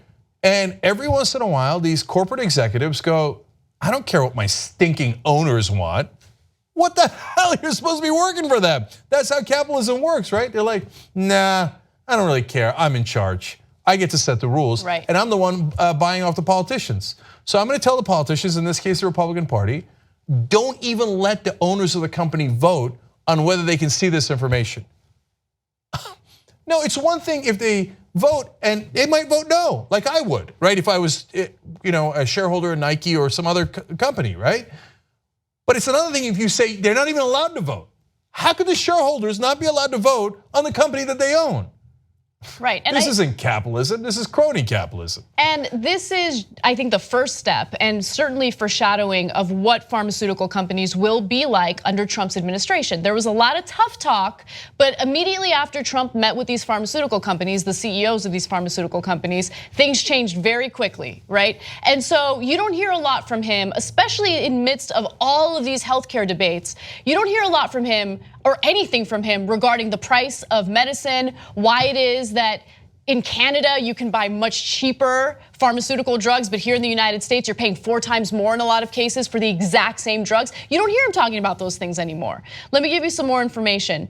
So last month, federal lawmakers from both parties helped the industry block Senate legislation to let Americans purchase lower-priced FDA-approved medicines from Canada, right? Jesus. So that is absurd. And by the way, again, let's emphasize that it wasn't just Republicans, it was Democrats as well. And also, some of these shareholders are really upset about this. And of course, they're concerned about the American public, I'm sure. But most of it comes down to them and their business, So let me give you a statement from Susan Vickers. She says, apart from the obvious risk to public health, we view transparency around how prices are developed as a fundamental tenet of good governance. Investors believe the information to be material as we see continued secrecy around pricing strategies as a clear legal, reputational, and financial risk to our investments. Look, I can give you a million examples, but here, let's do one example. And I'm not saying they do this, but they could if they hide it. So what if they said, okay, all right, we're gonna increase prices by 25%. Why? We're not gonna tell you. If it turns out that you look at their books and they increase prices by 25% because they want to give 24% of that to their executives to take home. You go, wait a minute, as a shareholder in the company, I'd like to know that. So can you tell me why you increased the prices? Now, it's a little bit more complicated than that because there are many rules governing compensation for executives, et cetera, right? But you can see why they might want to know what you're doing with their company. It is incredible arrogance on the part of the executives to say, no, I do declare, I will not be telling the owners anything, because they already control the politicians. So again, Republicans saying one thing, doing the other. Trump, by the way, I'm looking for reasons to give him credit on, because I don't like partisanship, right? So when Obama and Bush both gave the drug companies this monopoly where we couldn't even negotiate drug prices with them, it drove me crazy. It didn't make it any better when Obama did it rather than Bush. So when Trump said he was gonna take that away and we're gonna negotiate for better prices on Medicare, I said, great, I give him credit for that. And then when you're not looking, immediately what does he do? Oh, secretly, drug companies, and here you go, here's a huge advantage for you.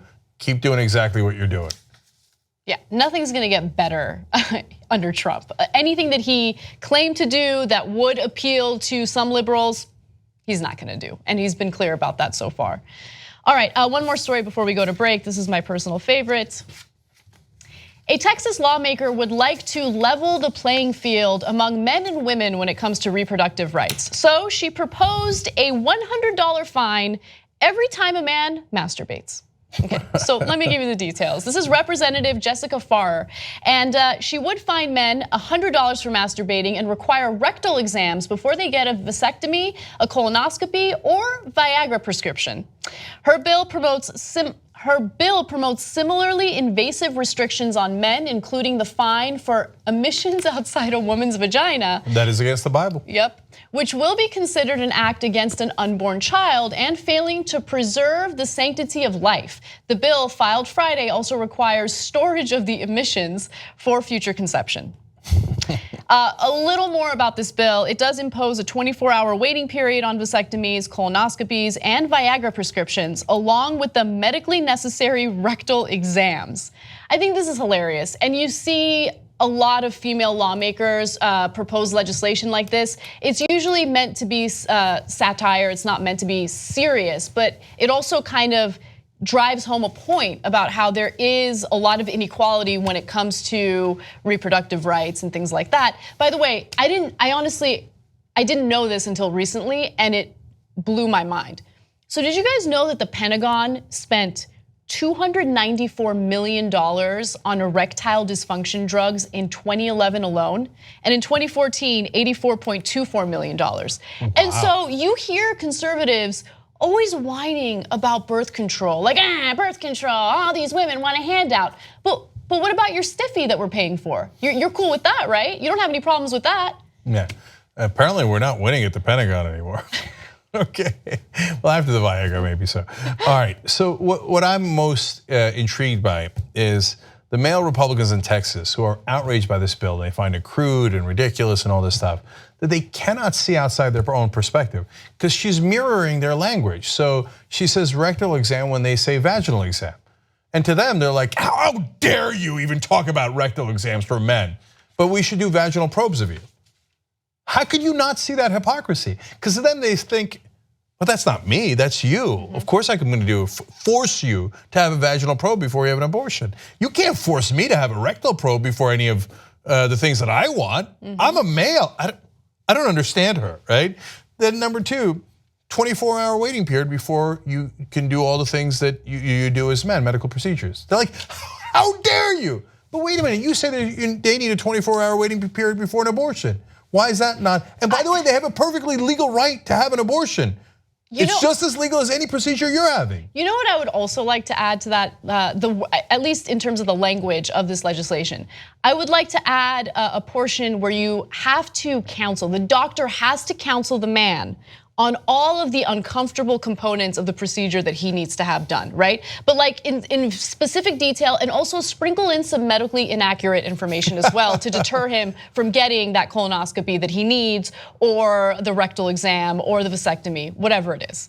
Yeah, because that is exactly what they do to women. So it's on par. So when it comes to men, they find it unconscionable and unthinkable. But for women, they do it willy-nilly without giving it a second thought. So finally, we get to the biblical portion of this. So in the whole reason we're having this silly pro-life, pro-choice debate, which by the way, they don't have in a lot of other countries. In China, they don't have this debate at all. So because it's not part of their religion. So if it's not part of the religion, they're like, why would you interfere with the doctor and the woman? Why would the government care? Even China, communist China's like, why would you care? I don't understand why you would care. Yeah, right? Look, China's on the opposite extreme. I know, no, they were. And so, and that's also bad because that's the government interfering and saying you must do it, right? So, okay, get out of our lives, get out of our lives. But if you're gonna be in our lives for biblical purposes, okay, then she's right. Onanism, that's what it's called, masturbation, spilling your seed is called onanism. It's against the Bible. The Bible says it's wrong. Just like, well, actually, it's not true that the Bible's totally okay with abortion. Read Numbers and you'll see. But you're totally wrong about the Bible. But even if you were right about the Bible, it also says you shouldn't masturbate. It says it. Why aren't we passing laws for that? The Bible's no fun. Like, let's just keep it real. Like, where's the fun part of the Bible? Like, you can't do anything. You're not allowed to eat shrimp. And then if you make any money at all, you got to give it to the poor. Well, I'm all right with that part. Even the good parts of the Bible are kind of a bummer. Okay, so anyway, and speaking of shrimp, you know that's my favorite topic. So what? Look, we're gonna have a lot more agnostics and atheists in office because the younger generation is so much more, non-religious. Yes. When you guys get in office, propose the Red Lobster Amendment over and over and over again. If you're going to impose your religion on me, whether it's gay marriage or abortion, all I'm gonna do is I'm gonna also impose your religion on the rest of us. Okay, then great, let's be consistent. Right next to gay marriage in Leviticus says you shall not eat shellfish. It is just as wrong. So anyone who eats shrimp or red lobster loses their constitutional rights. Okay, or crabs, gone. Clams, gone. Oysters, gone. All your constitutional rights are gone if you do that. What? I'm just listening to your Bible. Not oysters. All right, let's take a break. When we come back, some international news, and then later on, the story that everyone's talking about, Steve King and how he's super transparent about his white supremacy.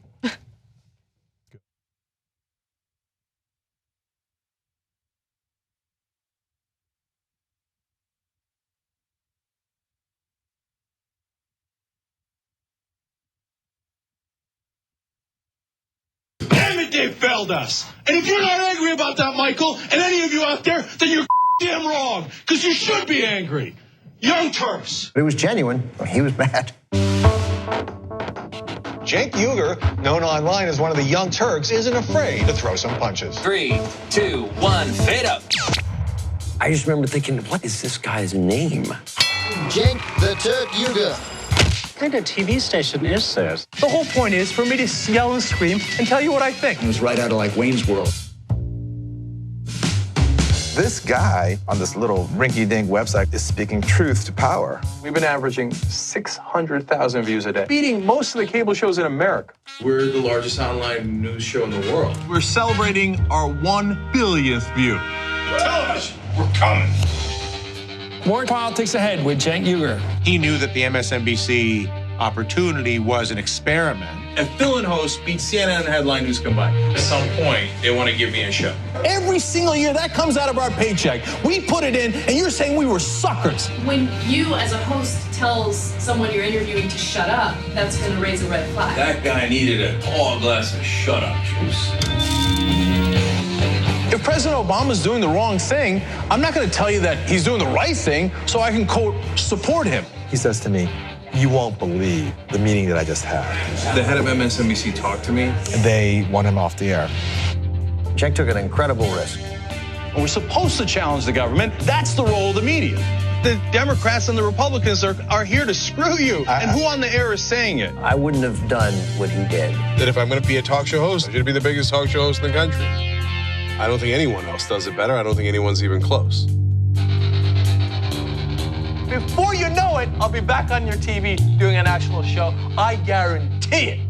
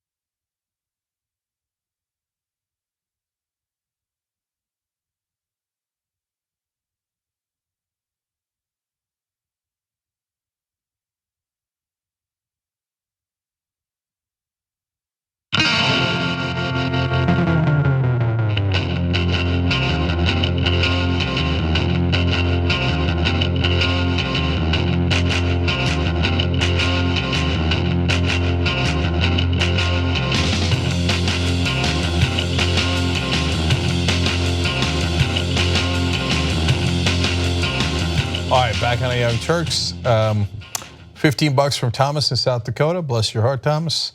27 from Stuart in Canada. 27 from Wayne in New Zealand. Okay, I don't know if it's little or big Wayne, but thank you guys.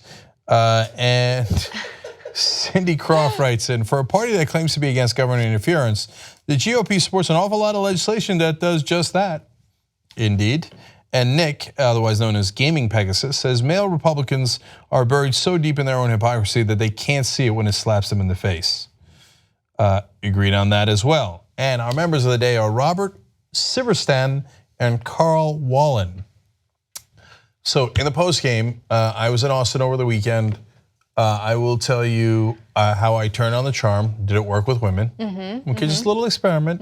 Just a little warm up the reactor a little bit. I have a lot to say about this. Okay, go. Yeah. So do I. A lot. That's why it's going to be an interesting postgame. And I had a super awkward interaction, which is like, it's a little bananas. When I tell you who it is, you're going to be like, Wasik. And I had an awesome interaction. You're also going to be a little like, oh. Okay. All that in the postgame, tytnetwork.com/join. Also, I just had two things I wanted to mention quickly. First of all, I wanted to let you guys know, for the members, few days ago, Cenk and I on the postgame were talking about a conservative commentator, and I was like railing against her, and I couldn't remember her name or pretty much anything about her. I just remembered what she was saying about the Women's March. I found out who she is. She's Liz Wheeler, and I wrote a pretty mean piece on her. So you should check it out if you're interested. That's on my Facebook page. I posted a link, Anna Kasparian Official. And then the second thing, This outfit I'm wearing is actually made by a TYT fan who's been watching for 10 years, okay? She is an incredibly talented fashion designer, and she makes all of her clothes here in America in the Bay Area. Her name is Laylee, and if you're interested, Laylee's Couture. She did not pay me to say this. She didn't give me free clothes. I insisted on paying for it, so this is not like an ad that I'm getting paid for. I just want to support a TYT fan. She's amazing, and I just want to thank her for reaching out to me. You're crazy, dog. I love her stuff. You paid for it anyway, huh? I just feel so bad. Like, I feel bad saying like, yeah, give me free stuff. No, like I'll pay for it. no, I really like it, so. Give me free stuff. No, I'm kidding. All right, let's go for it. All right, moving on. The Holi Festival just took place in India. This is where people throw the dye at one another, and you should see a lot of pictures of it on social media. It looks like a lot of fun. It's meant to celebrate spring, but unfortunately there's a dark side of these celebrations that doesn't get a lot of attention. Now, the University of Delhi sent out notices to its 2 female dormitories and let the female students know that their dorms would be on lockdown during the celebrations because of harassment fears. Now, the undergraduate women would be locked inside the student halls from 9 p.m. on Sunday until 6 p.m. on Monday. Now, a few students kind of shared their perception of what takes place during these events. One said it's a very sexualized thing. You get touched or hit on your buttocks or your breasts. Another said there's a particular targeting of women's genital parts. The student who on Saturday tried to lodge a police case against a group of young men who pelted her with water balloons on my breasts and bum. And so people are worried, they're scared about these young women going out there and celebrating. They're worried that someone might get sexually assaulted, harassed, maybe something even worse. And so the university took action and decided to put these dorms on lockdown. But the question is this really the right way to go about things? It kind of penalizes the women as opposed to really focusing on the issue at hand, which is how guys feel entitled to just harass and sexually assault women like this. Yeah, I don't think this is a close issue in either case. The case of should they be allowed to just grab people? Of course not. This is what is this, the purge? Yeah. Like we're gonna suspend laws for 24 hours and you can do whatever the hell you want? And look, before every, by the way, here, let me give you one quote about it. Sabika Abbas Naqvi, the president of Delhi's Student Hostels Union, said the idea of consent does not exist during Holi. Now, that's crazy talk. It exists at all times. So what you're just allowed to, okay, if it doesn't exist, can gay guys come out and just rape other men? But the idea of consent doesn't exist on Holi. Yeah. So what are you complaining about? So what? He just grabbed you wherever he wanted and then he did whatever he wanted to. He's stronger than you. It's the purge, it's okay. It's crazy right? How this problem doesn't seem to get any better. And I understand, when it's ingrained, or at least not ingrained, but when it's something that's been ignored by authorities and politicians for so long, it's kind of hard to change things. And change takes time, so I totally understand that. But several years ago, there was a student in her 20s who went out to a movie with a male friend of hers. They got out late. She gets onto a bus and just wants to go home, isn't causing any trouble. Then she gets gang raped and essentially murdered by a group of guys on that bus. And so that sparked an international debate about what's going on in India and what needs to be done to combat the issue of rape. And I feel like the problem doesn't seem to be getting any better. And you see women getting blamed for it. Women are getting locked down in this case because of the fear of getting sexually harassed. And I just feel like India has a long way to go. And also, one final thing I want to add. And I know that it's not cool to politicize this, but I have to, okay? It's interesting because those sexual assaults took place in Cologne last year, and it was horrific, and everyone was talking about it, and conservatives especially loved exploiting that story. Like, oh, what about the women? What about the women? We're so concerned about the women. How often do you hear conservative news outlets covering what's going on in India right now? They don't, because there's no political incentive for them to do so. There's no one that they want to demonize the way that they want to demonize Muslims. If we were going after Hindus and we're invading Hindu countries, they'd be like, look at what the Hindus do to their women, right? Now, before our Indian friends get too upset at us because they think we're picking on you, no, look, this happens in a lot of different cultures in slightly different ways. and there's, I think, a right way to do it and a wrong way to do it. And it doesn't have to do with me imposing my culture, whatever the hell my culture is, on you guys. It has to do with simple human respect for one another. So yes, it is a little similar to Mardi Gras. Now, the big difference, and sometimes they cross the line at Mardi Gras too, of course, right? But the big difference in Mardi Gras is, yes, they sexualize women, they ask women to show their breasts, especially here in America. I don't know how Mardi Gras is in Brazil and other places. My guess is slightly similar, right? But there's consent. Consent matters a lot because you can't ignore certain people as non-human, like they're not in the equation. Right. We get to do it from our perspective, but not your perspective. Why can't then women say, okay, we're having fun, now we can just run over guys? I mean, you'd say, what, that's outrageous. You didn't ask for, you're not respecting my rights. Exactly, right? And so many different cultures do this. Spring Ruma, the Amish. The Amish are like buttoned up. They don't do anything that's modern technology, but they give 1 year to their kids right before they become adults to do whatever they want. It's called Spring Ruma. And they go nuts. They do coke, they have orgies. Like, it's like nuts. You know what happens is because religious stories, they get religious countries, I should say more cultures. They get pent up, and then they're like, we gotta release the House Mardi Gras, Holly, Spring Ruma, The Purge. Right? That's such a good way of describing it, because if someone were to tell me, Anna, like, go do whatever you want, no rules. Like, I'm not gonna be like shooting heroin and like going crazy, you know what I mean? Yeah. So, and it's because I'm not religious. And so I'm a good person, I believe in morals, right? But I'm not gonna, my morals are don't hurt other people and just be kind as much as you can, unless someone really pisses you off by voting for the wrong person and then you call them names and that, you know, that's the only time you're not kind. But anyway. So, but look, then let's just real quick also talk about the second component of this, which is locking the women up. No, that's not the right way to handle it. Hey, women get assaulted sometimes, so instead of dealing with the people who are perpetrators of that, let's just imprison the women. Disaster. Oh, no. In fact, India's Minister for Women, Maneka Gandhi, gave this quote, which I thought at first she was talking about the guys. She's actually talking about the women, which makes it 1,000 times worse. She says, when you're 16 or 17, you're hormonally very challenged. So to protect you against your own hormonal outbursts, perhaps a boundary is drawn. Insane. So to protect the women against their own hormones, because you know those slutty 16, 17-year-olds will go out there and let their breasts and genitals get grabbed. It's their fault, hence we have to draw a boundary. She's the Minister of Women. No, that's crazy talk. Look, Holly sounds super fun if you take the non-consent out. Right. You know what they drink? They drink a milky cannabis-based concoction. Yep. Okay, now we're having fun. You wanna throw dye around, you wanna party, sounds lovely. Just bring consent back and we could all have fun together. Yes. All right, finally, Steve King. We have a lot of videos for this, so let's roll through them, okay? I see what you're doing, you're warning. All right.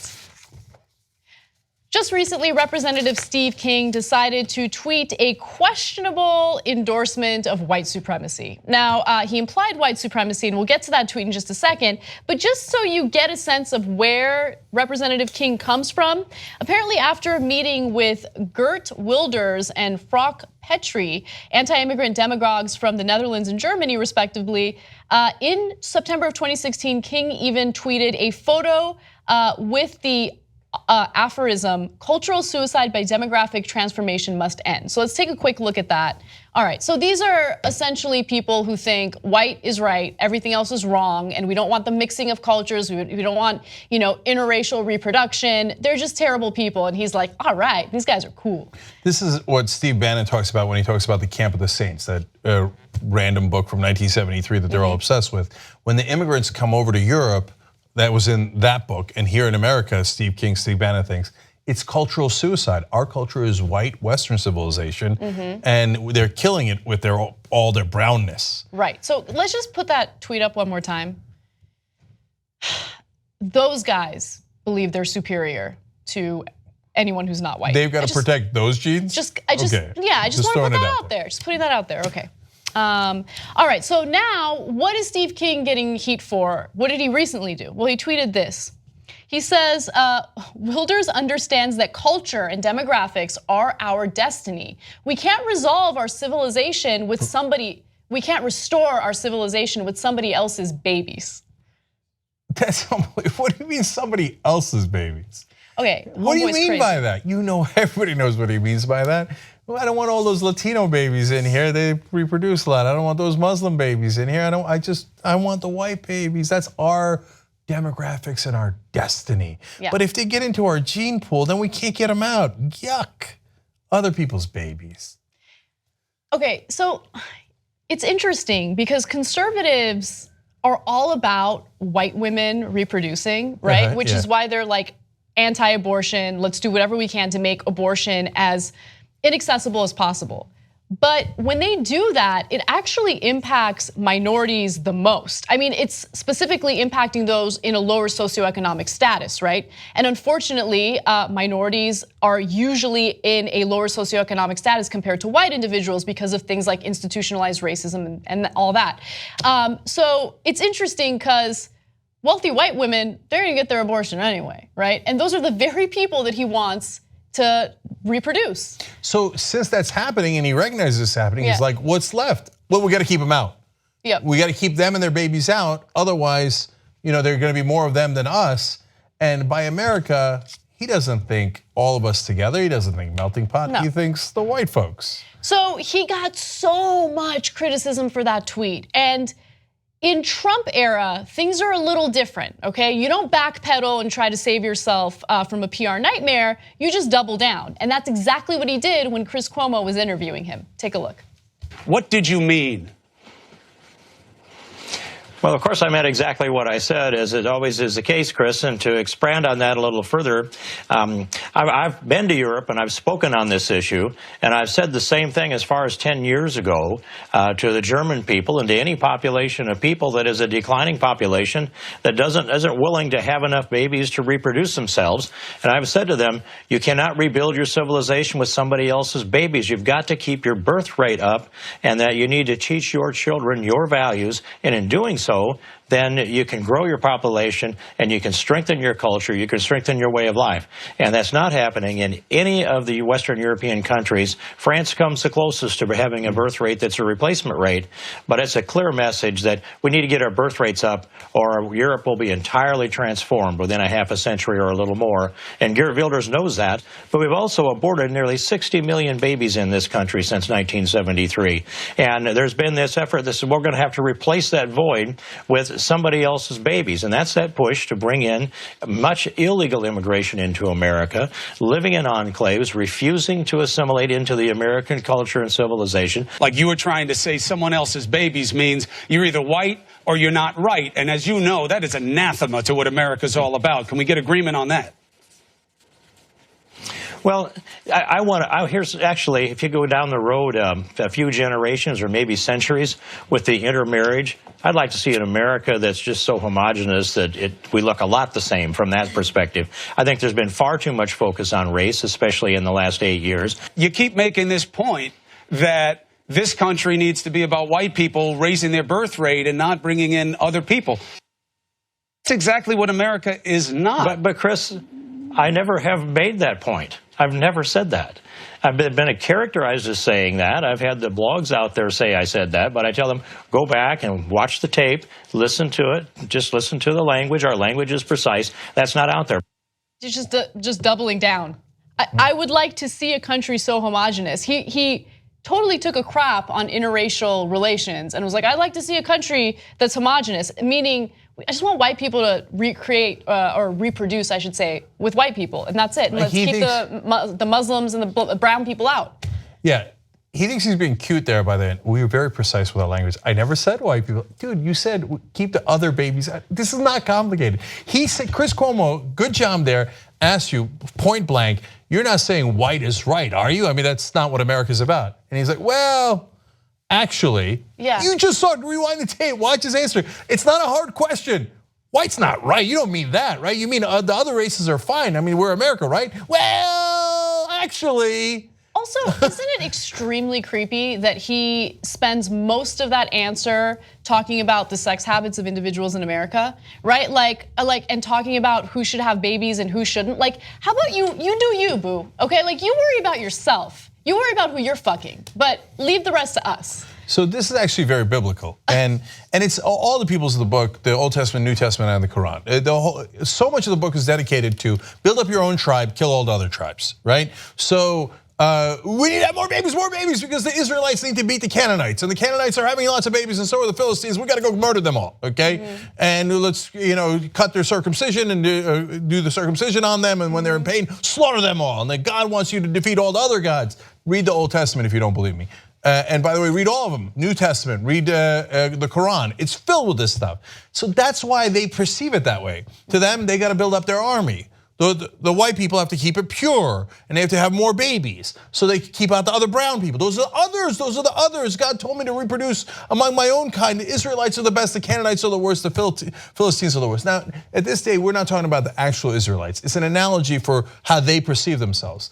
I mean, this guy has the nerve to come out and says, no, I've been telling the German people this all along.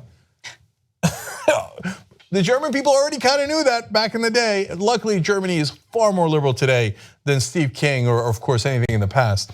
By the way, in Germany, when he says that, you know what he's talking about. The right wing in Germany is like, we have to keep the Turks out. They're the ones that are coming into Germany. That's the big immigrant group in Germany. And they're all brown and oliveness. They're ruining the good German genes. Yeah, mach schnell, get them out.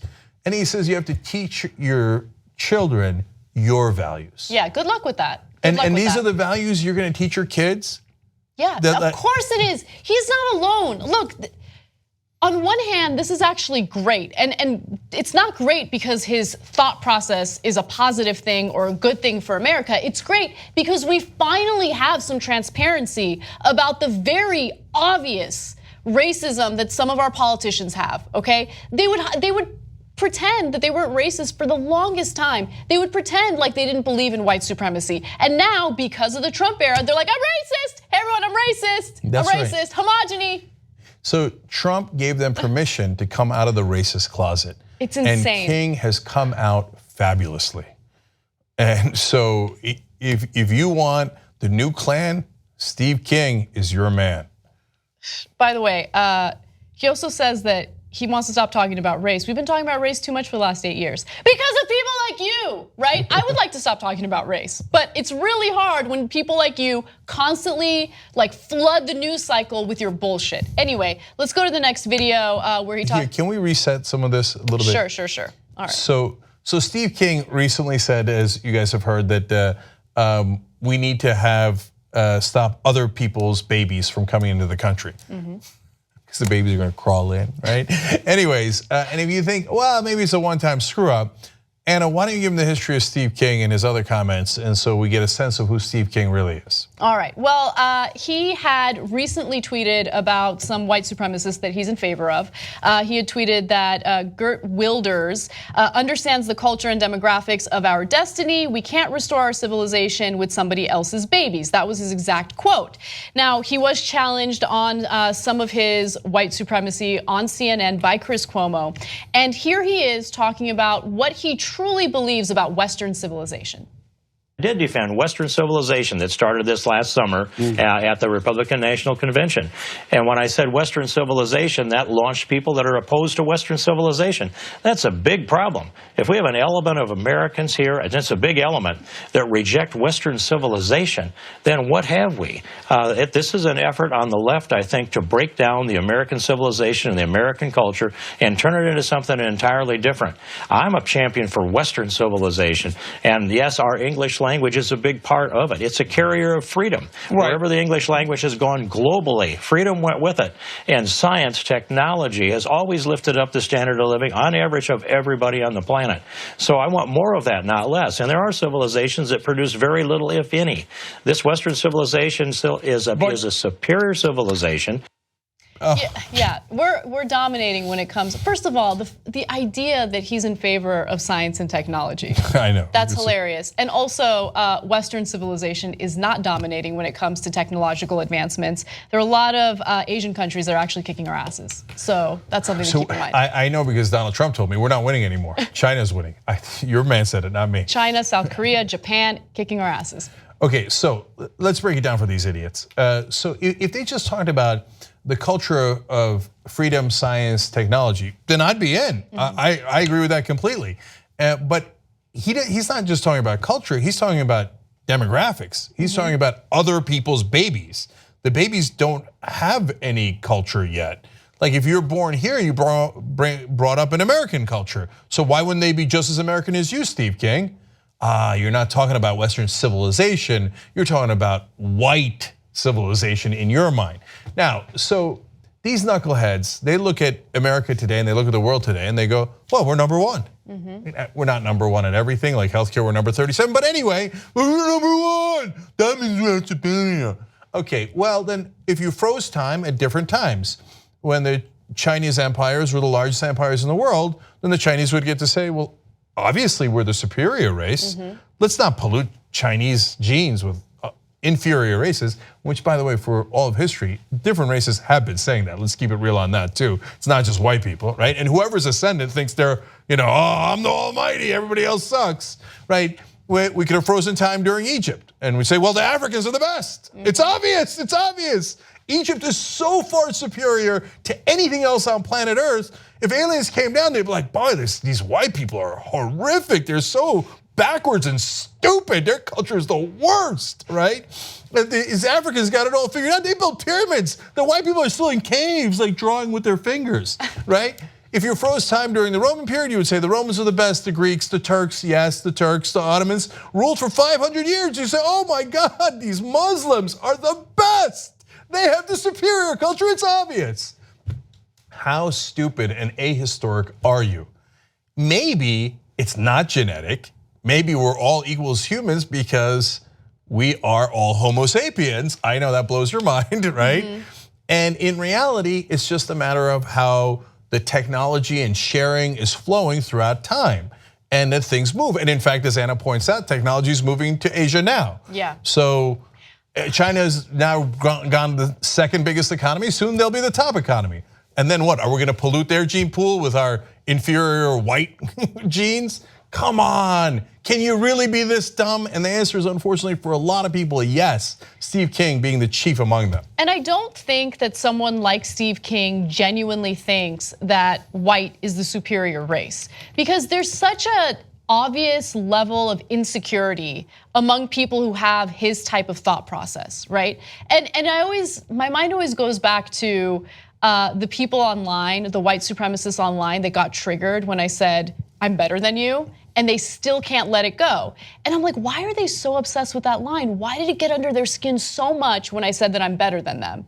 And it's because they know they're not better, okay? They're so incredibly insecure, and that's what I see when people like Steve King are talking. So let's go to the final video that we just have to show you guys. Here's Steve King having a really tough time explaining or admitting that Muslims, Jews, Italians are equal. Take a look. They drove that culture in Ferguson, and it multiplied itself in Baltimore and then across the country. You go in and you look at a litter of a Muslim American.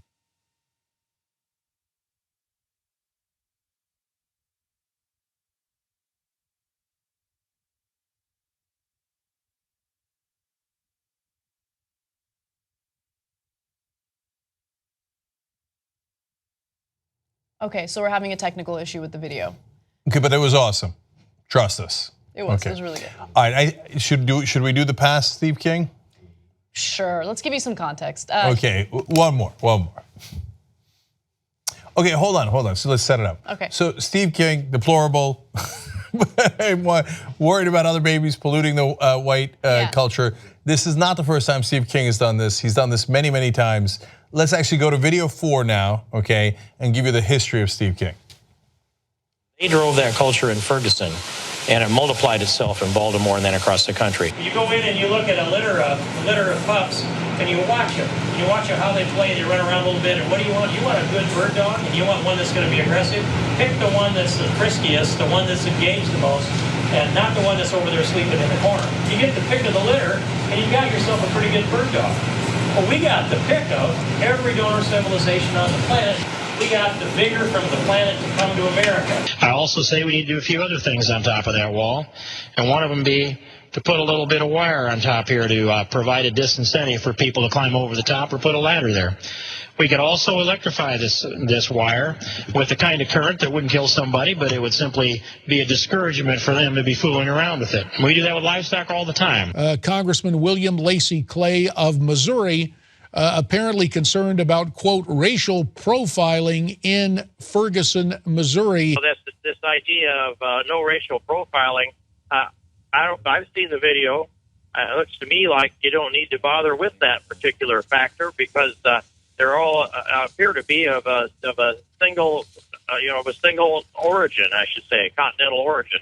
Might be the way to phrase that. And some of them are valedictorians. Well, my answer to that is, and then, by the way, their parents brought them in. It wasn't their fault. It's true in some cases, but they aren't all valedictorians. They weren't all brought in by their parents. For everyone who's a valedictorian, there's another 100 out there that they weigh 130 pounds and they've got calves the size of cantaloupes because they're hauling 75 pounds of marijuana across the desert. I can't deal with this guy. Ku Klux King. So Steve King has been massively racist for a long time. There's no need to tiptoe around it anymore. Now with the latest comments about we can't restore our civilization with someone else's babies, it is absolutely crystal clear. The guy is 100% racist. You don't have to pull your punches on this one. It isn't racialist, it isn't stereotyping, it isn't discrimination. It's just plain old school racism. He thinks white people are superior. My evidence to the contrary is Steve King. Okay, we are way out of time. We got a post game coming up for you guys where I will tell you at South by my awkward moments, my awesome moments with people you will definitely recognize. And then also, I turned on the charm for the first time in 12 years. What effect did it have on women? TYTnetwork.com/join. Bye-bye.